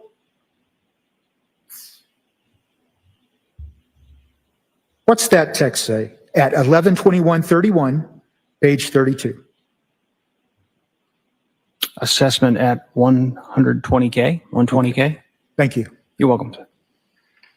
It sounds like the communications going on between these two phones is talking about the possible purchase of a new property, right? Yes. And that Zillow reference in Exhibit 169 at page 32 at 11/19/54, that Zillow reference is a property in DC, isn't it? Yes. And then scrolling down to page 33, 11/21/50, we see a text, zesting at 175K. Yes. And what does zesting mean? Do you have any idea? The estimate of the property. Okay.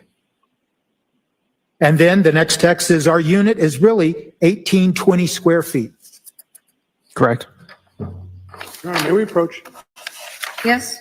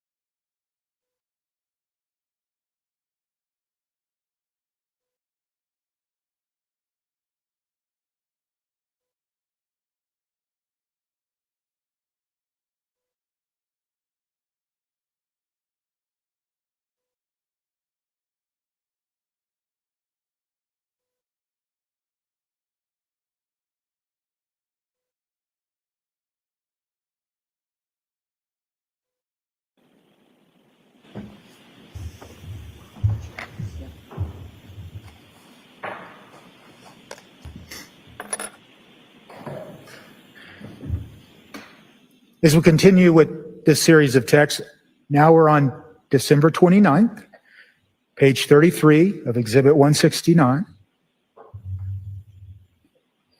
At 11:21:59, the phone assigned to Anna Walsh text, and this one as well. Yes. The next text from the phone assigned to Anna Walsh, 13:20 above ground, 500 under.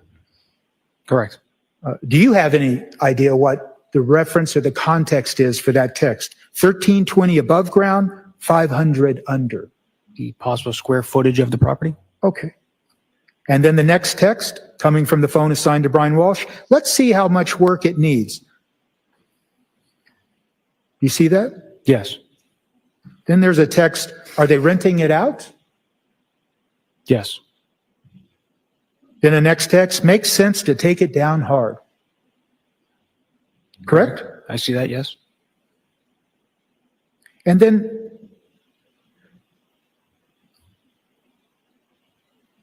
does it sound like to you, based on your investigation in this case, that there's a discussion going on about possibly buying a new property in or around the DC area? Yes. I want to go forward now to Exhibit 161. I'm going to focus you to page 54, record 804, occurring at 9:13:47 p.m.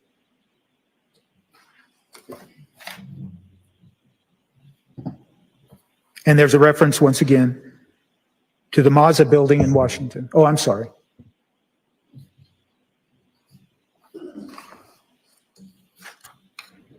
$804, sir? Yes, record 804 at page 54.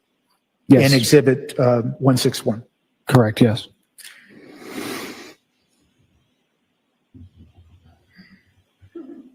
Then returning now to the text of Exhibit 169 on 12:30, page 40, a text occurring at 6:01:24 a.m.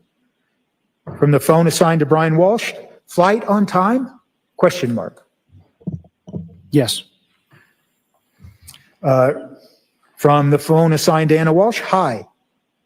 Yes. Phone assigned to Anna Walsh. Next text so far. Correct. Next text, yes, from Anna Walsh's phone. Correct. Next text from Anna Walsh's phone. Boarding now. Yes. Next text from the phone assigned to Brian Walsh. Great. Correct. Next text from Anna Walsh, signed, ha. Correct. Then the next text immediately following that from the phone assigned to Brian Walsh, did you get test? And then the next immediate text that follows is the word rest. Yes, correct. Does it appear to you that the texter intended to say, did you get rest, and change text to rest? Objection to conclusion. Sustained. Okay. Then the next text is awake early, I see, and that comes from the phone assigned to Anna Walsh. Correct. And at page 43 in Exhibit 169, the phone assigned to Anna Walsh simply says a little. And then that phone says it was a big Thursday night. Do you see those texts? I do, sir. And those are at 6:02 a.m. on December 30th. Correct.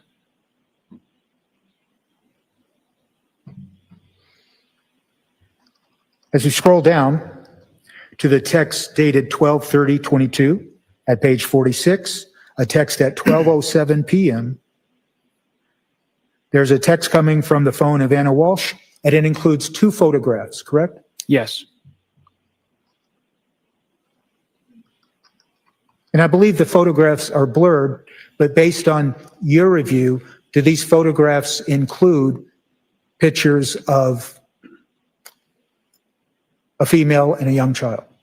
They did. And the response from the phone assigned to Brian Walsh says, looking good. That's correct. Then immediately thereafter, I should say not immediately, but 3 minutes later, a text coming from the phone assigned to Anna Walsh, and it includes another photo of, if you know, a female and a young child. Correct. And then a text from the phone assigned to Anna Walsh, hanging out hard. Correct. If we move down to the text at 49, page 49, timestamped 1:26:49 p.m., there's a text coming from the phone assigned to Anna Walsh, and it appears to be a movie. Do you see that? It's timestamped 1:26:49 p.m. Hold on one second, sir. Sure.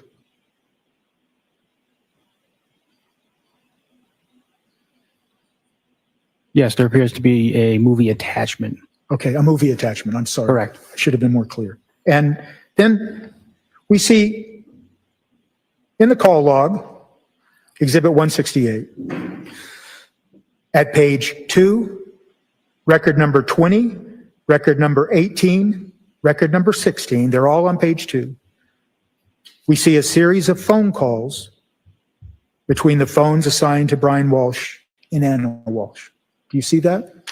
It's all on page 2, records 20, 18, and 16. Yes, I see those, sir. Okay.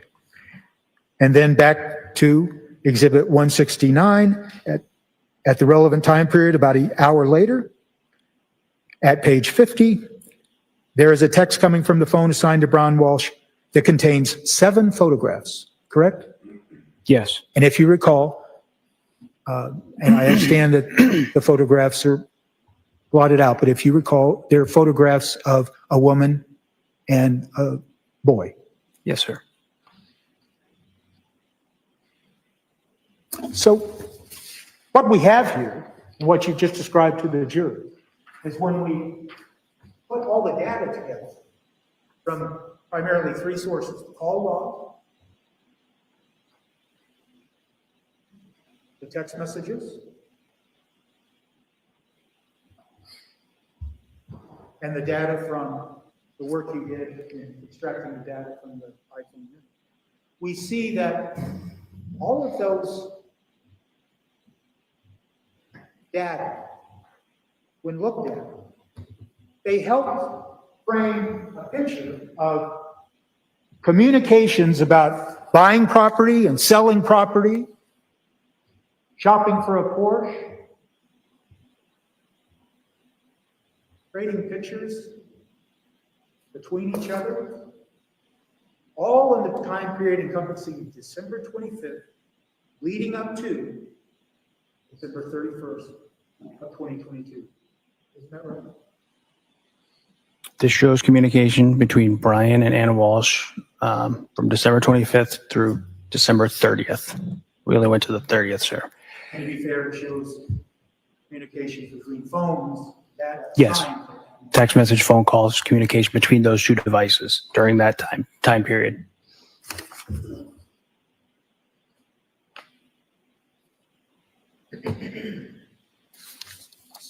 Trooper Keith, you would agree with me, wouldn't you, that there's no such thing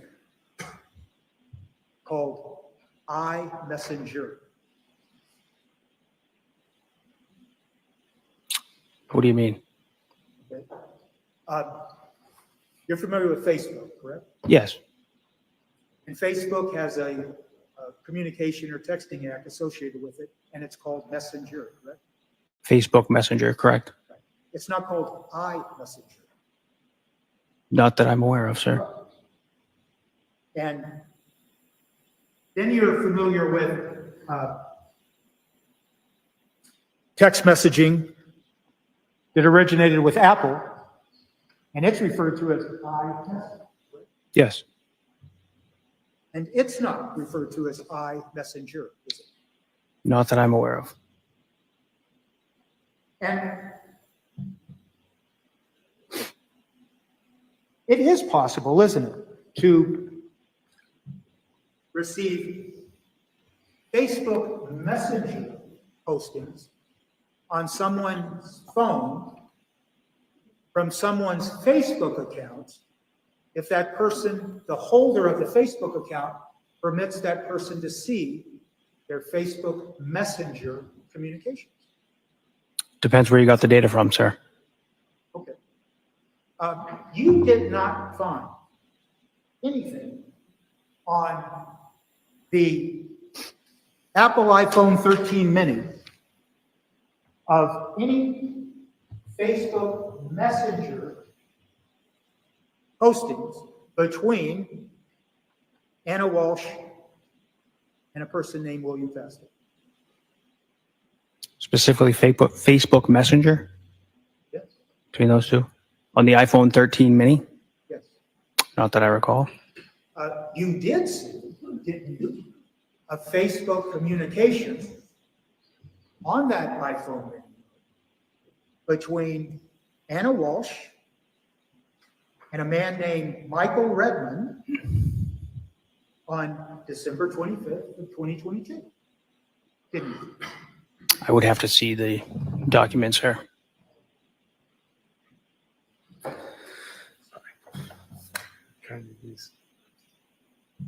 I think I'm gonna have to come inside.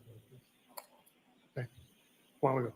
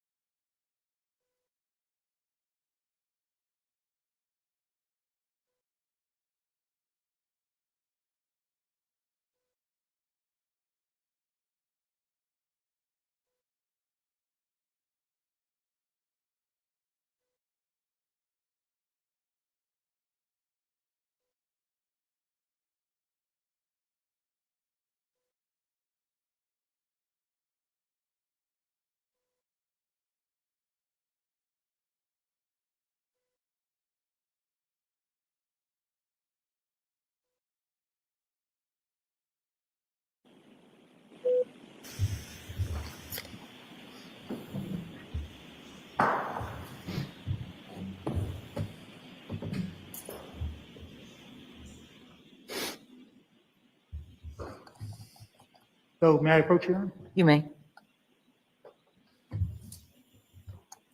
Just going to ask you, Trooper, have you seen that in your examination of the iPhone mini 13?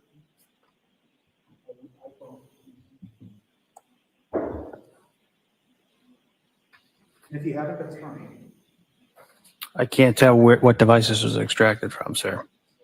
So it is fair to say, though, that when you examined the iPhone mini, you never saw any communications involving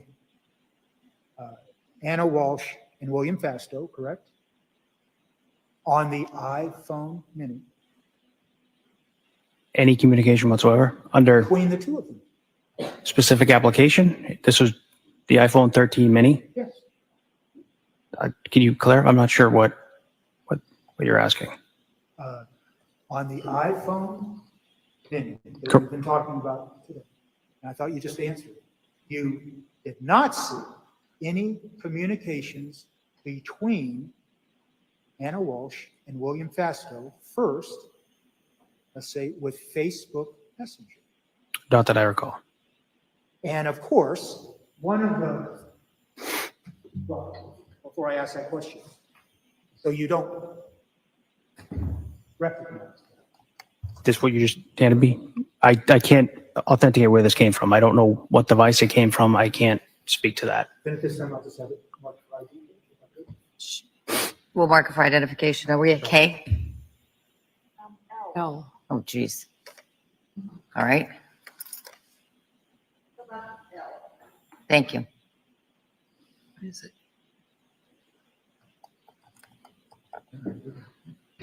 So,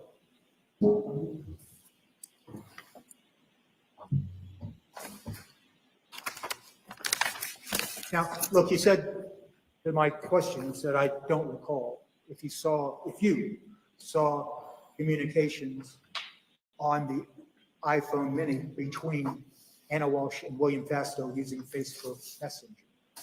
Correct. You don't recall. I don't. Of course, in the nature of this case and the fact that you are assigned to the Norfolk County DA's office, and it would be pretty important, wouldn't it, if in fact you found messaging that was between Anna Walsh and William Fastow on the phone assigned to Brian Walsh. That'd be pretty important stuff, wouldn't it? Yes.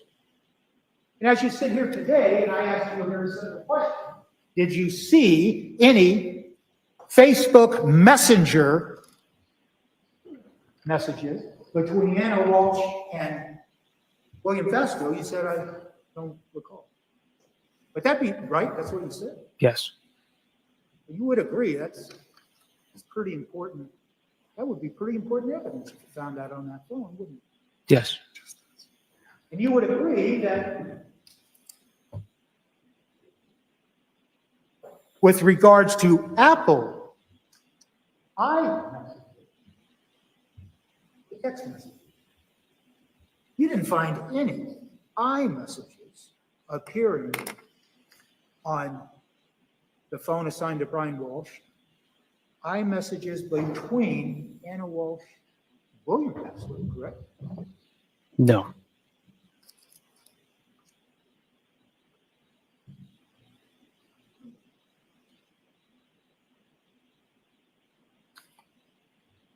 And of course, in the context of this case, that would be pretty important evidence if you found any communications, whatever form, on the phone assigned to Brian Walsh, communications between Anna Walsh and William Fastow, wouldn't it? Yes.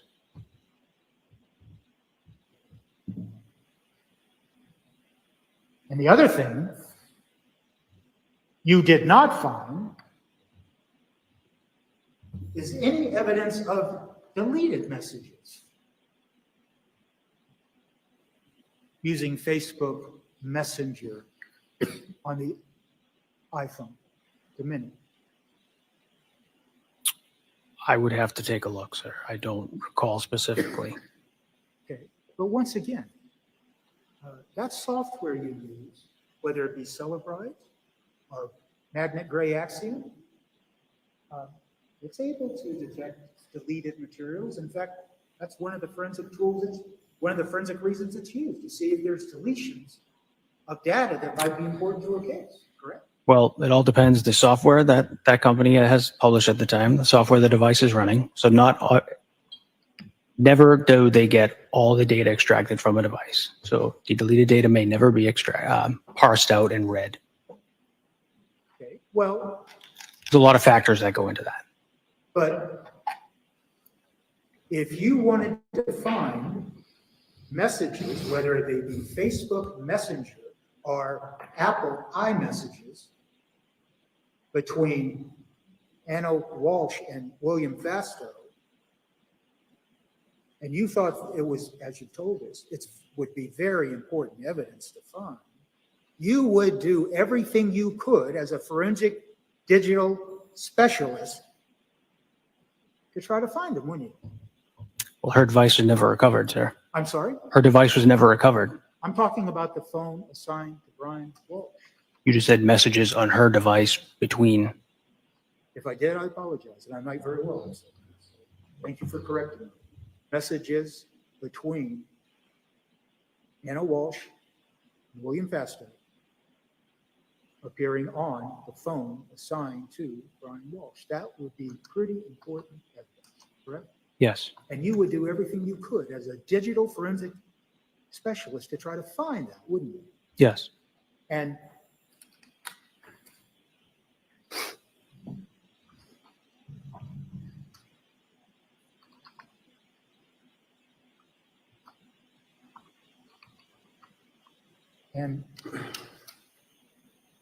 just a minute. You're done? Just a minute. I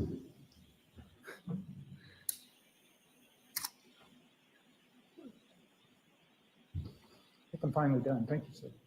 Thank you, sir. Redirect. No, Your Honor. The witness may step down. Thank you, Your Honor. Do you want to leave this stuff here? Yes, the lawyers will take care of that, but thank you. Your Honor.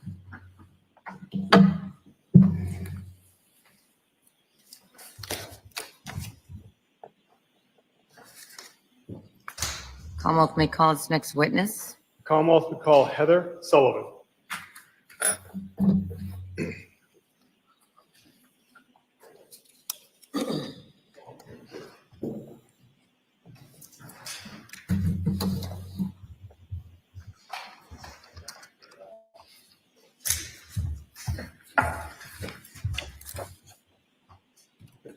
Face the clerk for me, raise your right hand. You solemnly swear or affirm testimony you'll give in the cause now and hearing will be the truth, the whole truth, and nothing but the truth, so help you God. Yes. Thank you. You can be seated. Watch this.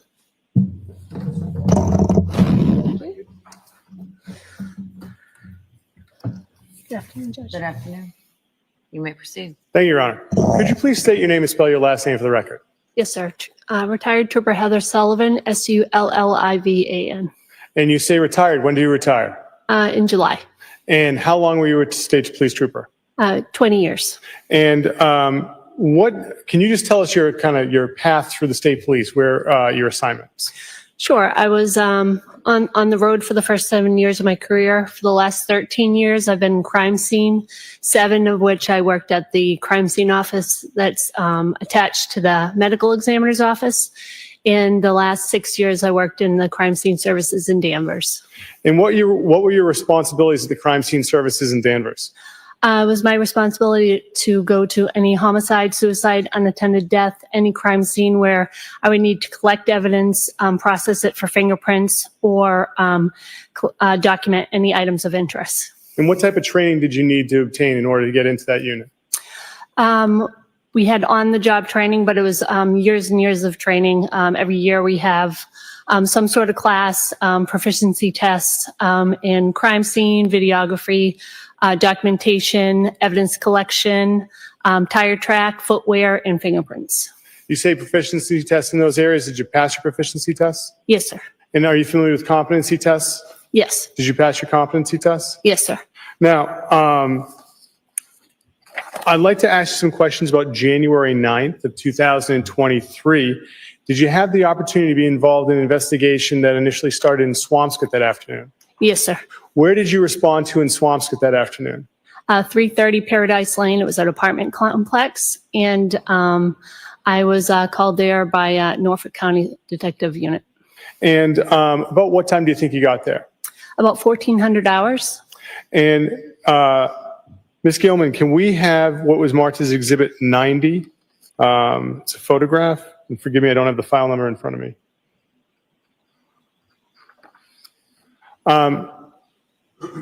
Do you see this photograph? Yes, sir. Do you recognize it?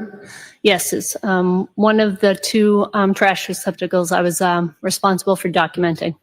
On Exhibit 90, it says HAS. Are those your initials? Yes, sir. And could we have Exhibit 91? And do you recognize this image? Yes. What is this? It's a trash compactor at the same location that I also documented. Now, what was done with those two, the trash compactor and the dumpster?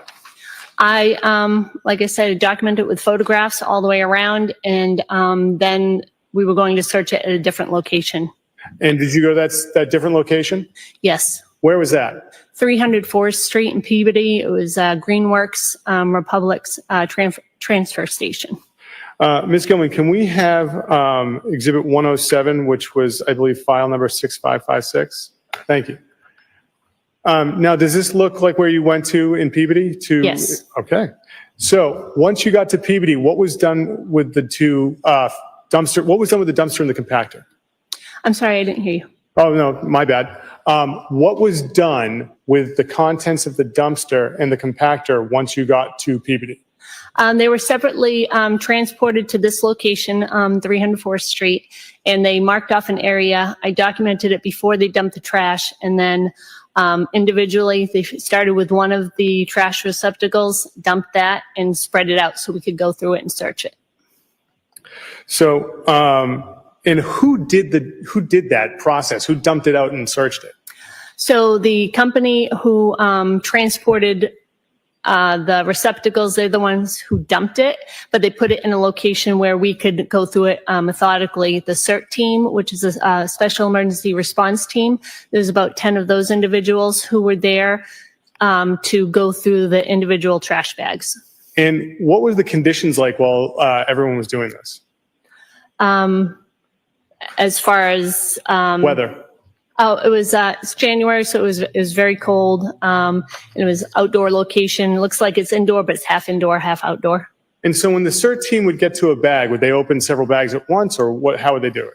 So they did it methodically. So they each kind of tacked it together. They went through each individual bag, looked to see. We actually had a meeting about what we were looking for, so they knew what to look for. If they found anything that they possibly that was of interest, they would flag me down. I would photograph it. And then if it was something that the detectives wanted to collect, we would collect it and spread it out so we can document it further. So could I, at this point in time, Ms. Gilman, could we have Exhibit 125?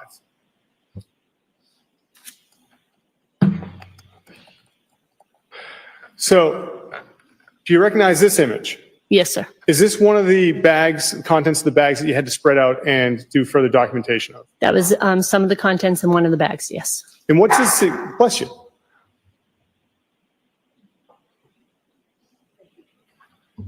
What is the significance of the yellow placard?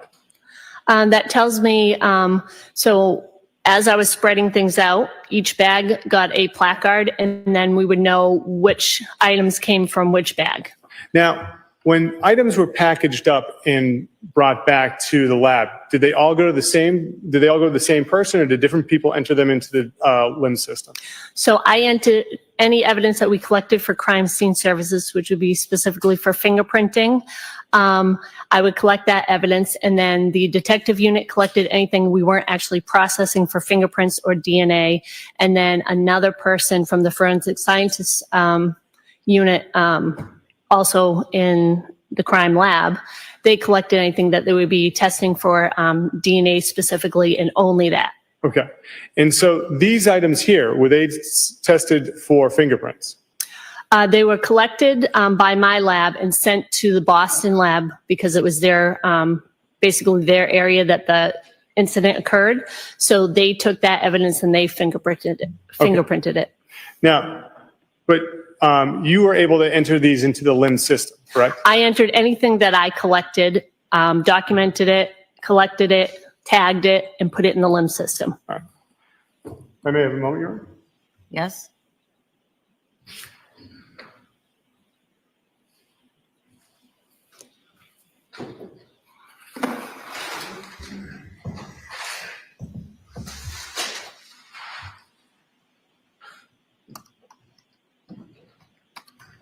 Ma'am, do you happen to have gloves with you? I see a box. I do. Okay. Your Honor, may I approach the witness?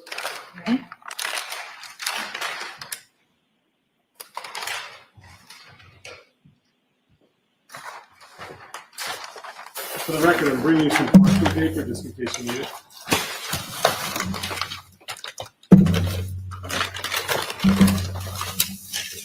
Sorry. Do you recognize this object? Yes. What is it? It's one of the bags of evidence that I had collected because I can see my handwriting on it. And what does it say on the exterior of the bag? Tin snips by placard 8, and I itemized it 7-9. The LIMS number is 23-00596 with my initials and the date that I collected it. Could you put some gloves on and open that bag and make sure that the snips are inside?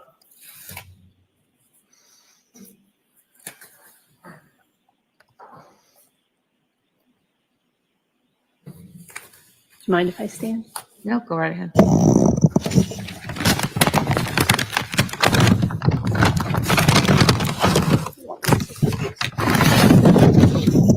The snips you found at the scene that night? Yes. You can place them back in the bag. Your Honor, you have this mark. The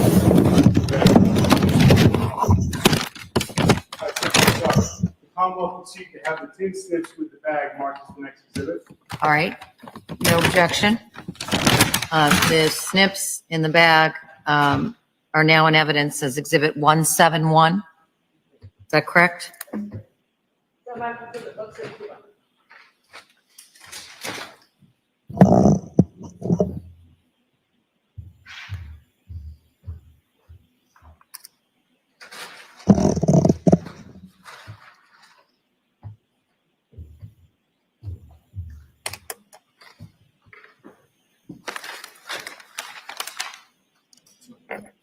May I approach, Your Honor? You may.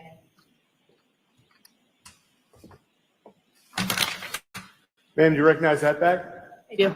What is that? It's a brown paper bag, item 7-10, which I itemized in LIMS, and it's a hacksaw, and it was by placard 8 as well. Could you open that bag and make sure the hacksaw is inside? If it is, could you please do so? It is. Without trying to make anything of a mess, but thank you. Thank you. Could you return it back?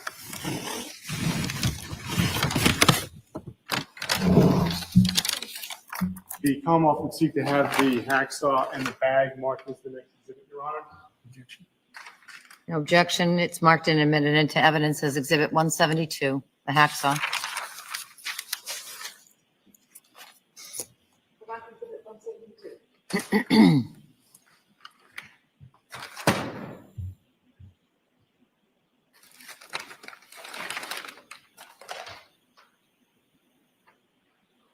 May I approach, Your Honor? Yes. Thank you, Your Honor. Do you recognize that bag? Yes, sir. What is that? This is a brown paper bag with a hammer, item 7-11. And if you could keep your voice up. Yes, I apologize. No, that's okay. I have you getting up and doing all that stuff, so that's my fault. Could you open the bag and make sure the hammer's inside?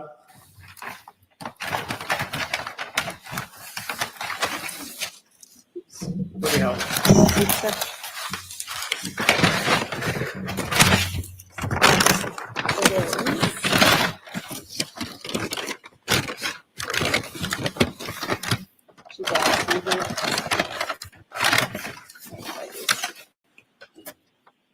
Thank you. And that's the hammer you saw that night? The Commonwealth would seek to have the hammer in the bag marked as the next exhibit. Hearing no objection, it's in evidence now as 173.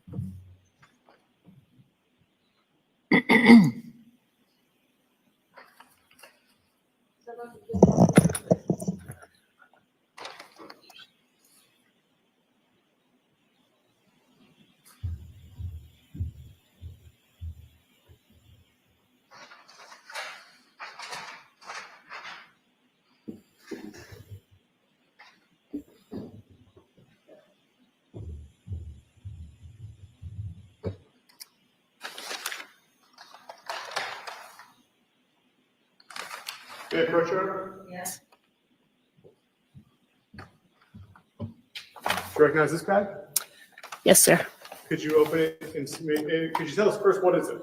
It's a bag with packing tape, item 7-12. Could you open it and look inside and confirm that the pack tape is inside?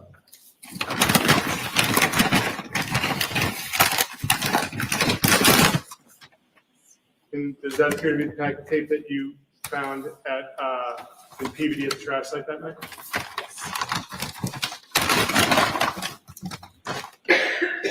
The Commonwealth would seek to have this bag with the packing tape marked as the next exhibit. It is now, the packing tape is now in evidence as 174.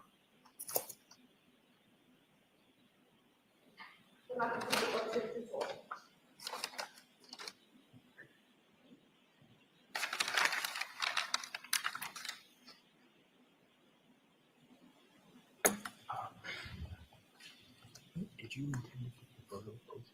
What's that? The photo? Oh, I think it. Ms. Gilman, could you take that down? Thank you. Your Honor, may I approach? You may.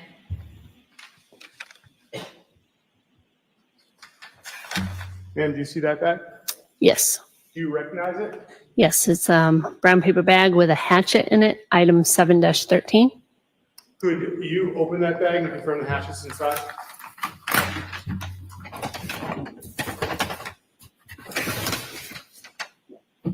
Could you please put the hatchet back inside? Could you put the hatchet back inside? And that's the same hatchet that you saw that you retrieved from the trash station at PVD that night? Yes. Commonwealth would seek to have the bag with the hatchet marked as the next exhibit. Any objection? The hatchet is in evidence as Exhibit 175.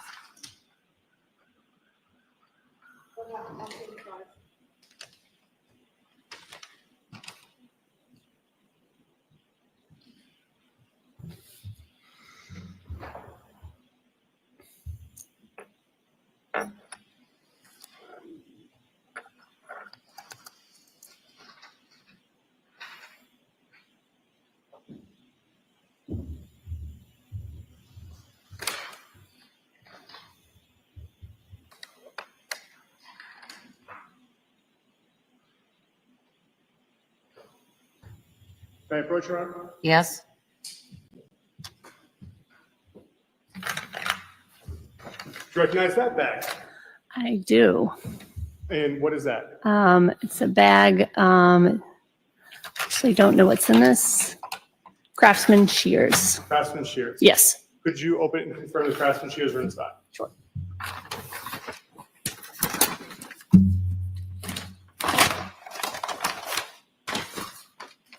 Thank you. Are those the Craftsman shears you saw that night in PVD? They were.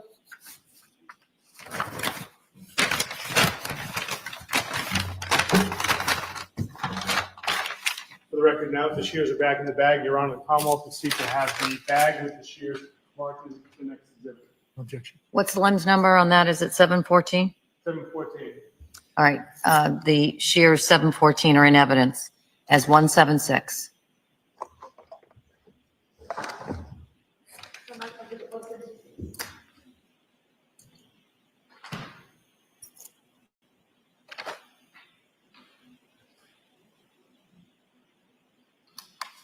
May I approach one more time, Your Honor? You may.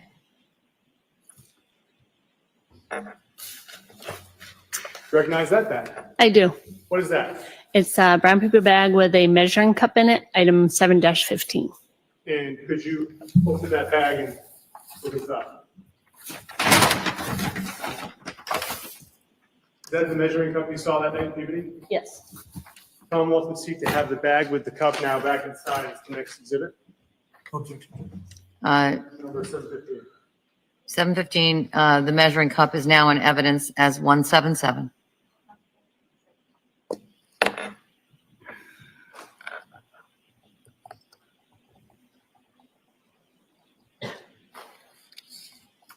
So I take it you took these items back to the lab and entered them into the LIMS system. I did, sir. And you didn't do any further work on these items once they were in the LIMS, once they were entered into the crime lab evidence system. Correct. Your Honor, may I have a moment? Yes? Thank you.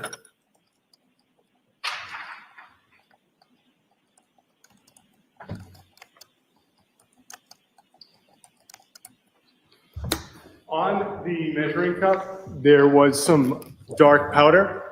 Do you remember seeing that? That wasn't like that when I packaged it in the beginning. And now, in your training experience of working in the crime lab, do you recognize that type of substance? Seems to be black fingerprint powder. And one of the reasons you took it to the crime lab was to be fingerprinted? Correct. Nothing further, Your Honor. Cross-exam.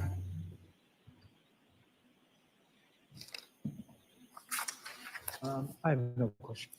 All right, the witness may step down. Thank you very much. Thank you.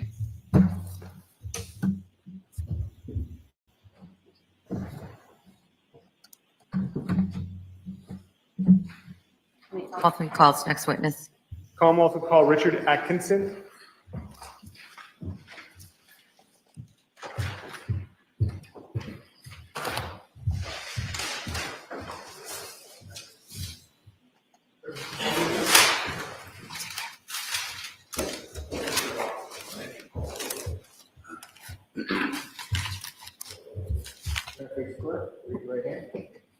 Do you solemnly swear or affirm the testimony that you give in the cause now and hearing to be the truth, the whole truth, and nothing but the truth, so help you God? Yes. Thank you, sir.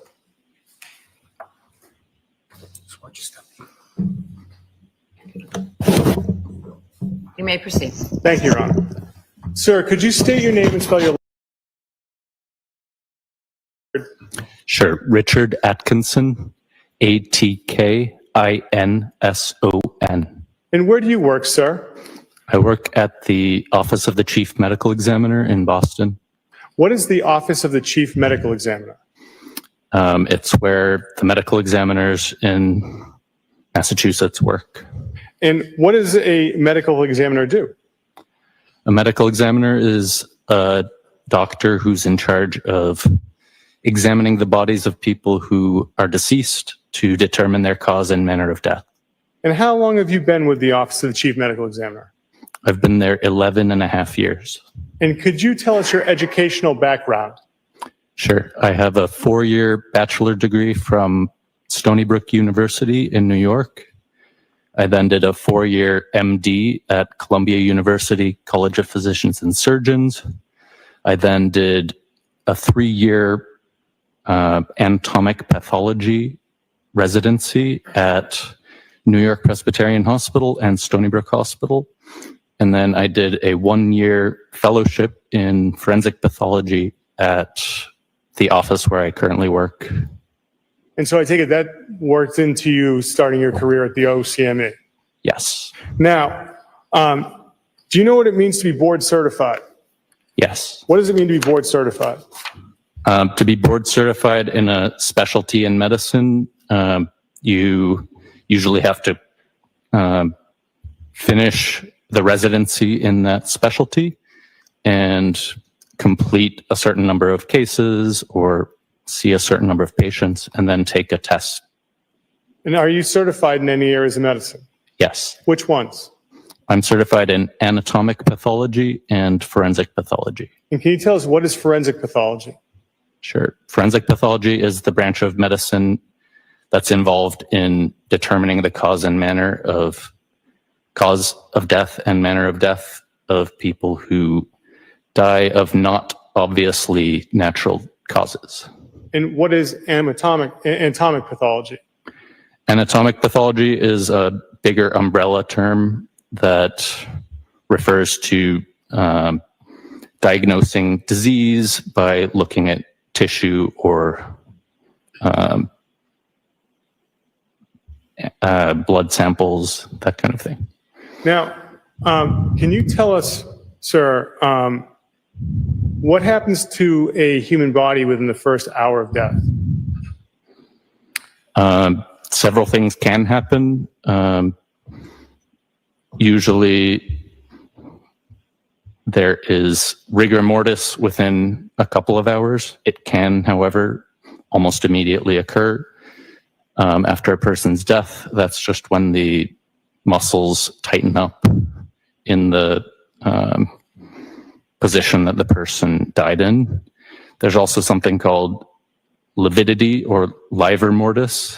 That's when all the blood in the body, once the heart stops beating, settles down to the lowest point. So if you're lying on your back, it will settle to your back and give you a pink discoloration of your back,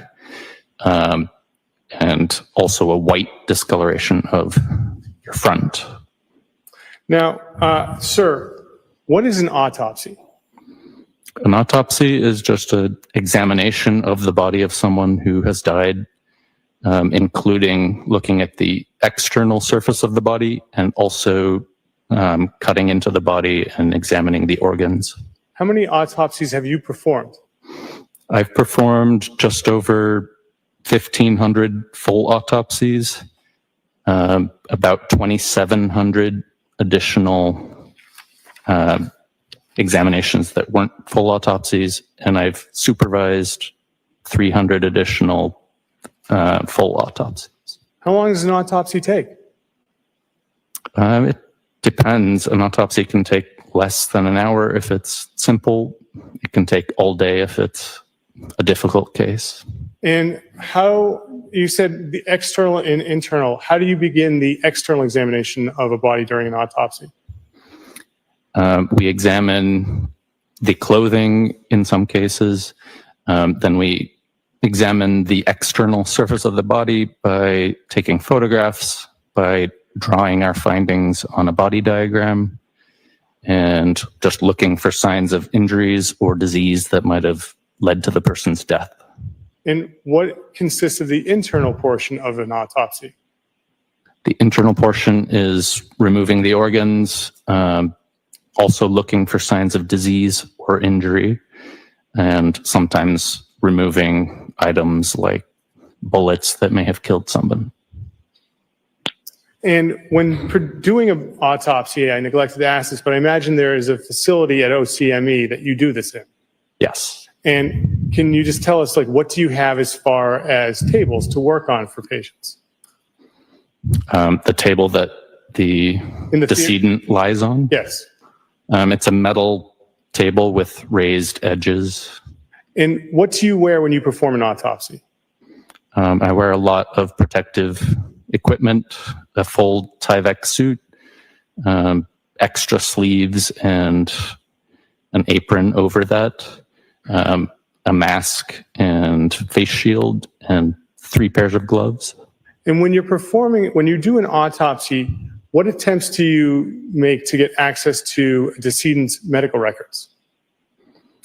We make every attempt we can to access their medical records. In Massachusetts, the law is that we're entitled to them in Massachusetts. So, and when performing an autopsy, what samples do you take from the body during an autopsy for further analysis? We take fluids and sometimes tissue for toxicology testing. We also take it sometimes for DNA testing, for looking at under the microscope, various different things. And can you tell us what histology is? Yes. What is histology? Histology is the study of tissue by looking at it under the microscope. And how many times have you ever testified in a court before giving your a medical opinion? Yes. Now, on January 10th, 2023, did you have the opportunity to seize items taken from a trash facility in Peabody? Yes. Where did you do that? At the office of the chief medical examiner in Boston. Why were you examining items why were you examining items at the OCME? Normally, we're not involved in examining items, just bodies of people. In this case, the objective was to determine whether there was any human tissue on these items. I may have a moment, Your Honor. May. Thank you.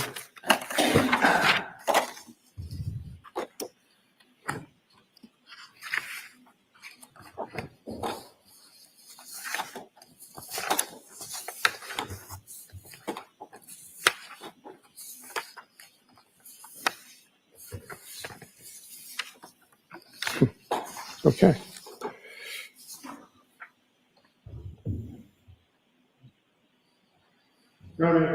You may. Doctor, you recognize this image? Yes. And what is this an image of? This is an image of several pieces of blue and white carpet that I examined. Commonwealth would seek to have this image marked as the next exhibit, Your Honor. Any objection? No objection. I see that. Yes, I apologize, Your Honor. Yes.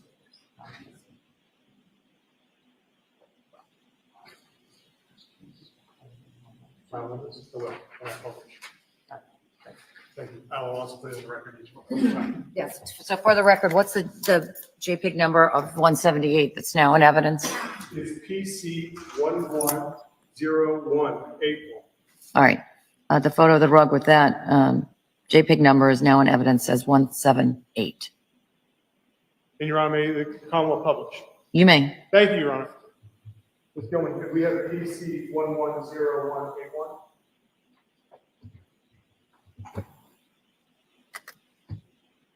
Doctor, can you see that? Yes. So, Doctor, can you tell us what are we looking at here in this image? There were 7, though I think some of them are not in the image, 7 pieces of rolled up blue and white carpet with some stains on them, and the pieces of debris that you can see just above the ruler were also present on some of the pieces of carpet. And who places the ruler there? I do.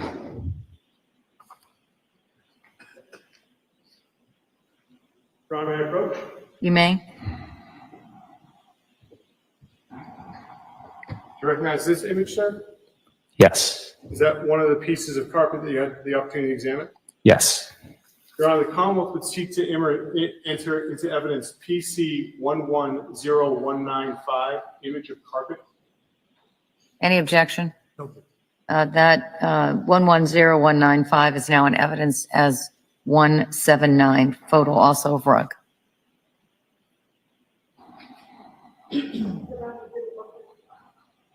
And may the Commonwealth publish, Your Honor? You may. Ms. Gilman, could we have 110195? So, Doctor, is this one of the carpets that you had the opportunity to see that night or see that day when you were at OCME? Yes. And that ruler, did you place that there as well? Yes. And Doctor, do you have an idea of what the aggregate measurement of the carpets were together? No, I don't think I recorded that. Your Honor, may I approach? Yes?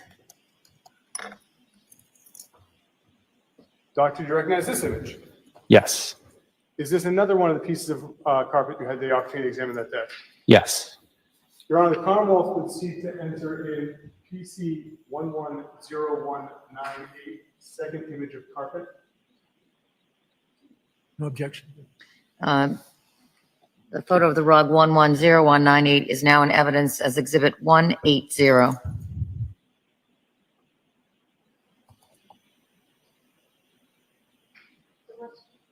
Is that a good place to stop for today? Yes, Your Honor. All right, I'll see counsel at the side of the bench. Yes, Your Honor.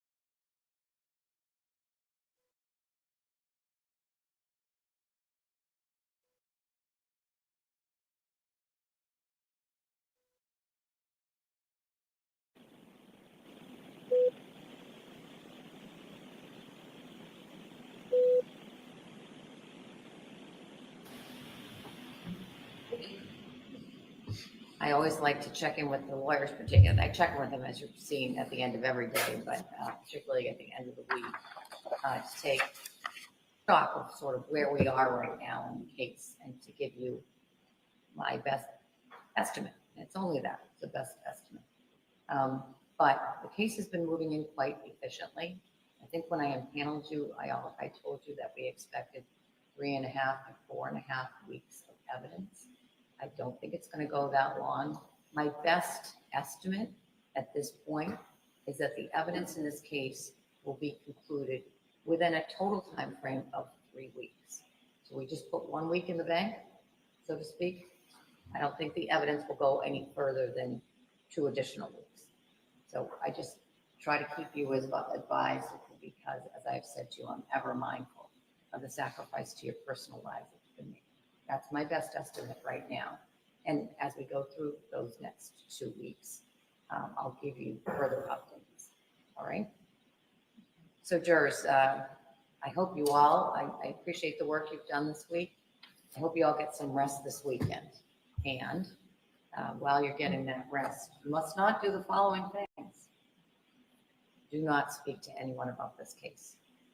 Do not go on any social media or any news media of any sort. Don't do any research of any kind about this case. Continue to have open minds as you listen to the evidence in this case. Again, I appreciate all you're doing. Have a really nice weekend. All rise for the court, please. Jurors, close your notebooks. Follow me. Nice weekend. You too. Good weekend.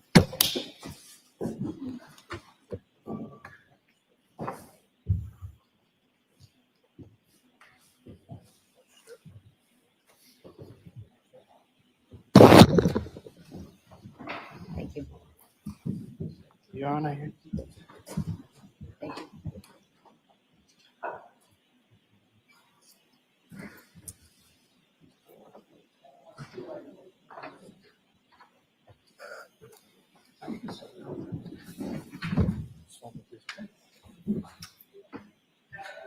Nice to counsel beside me.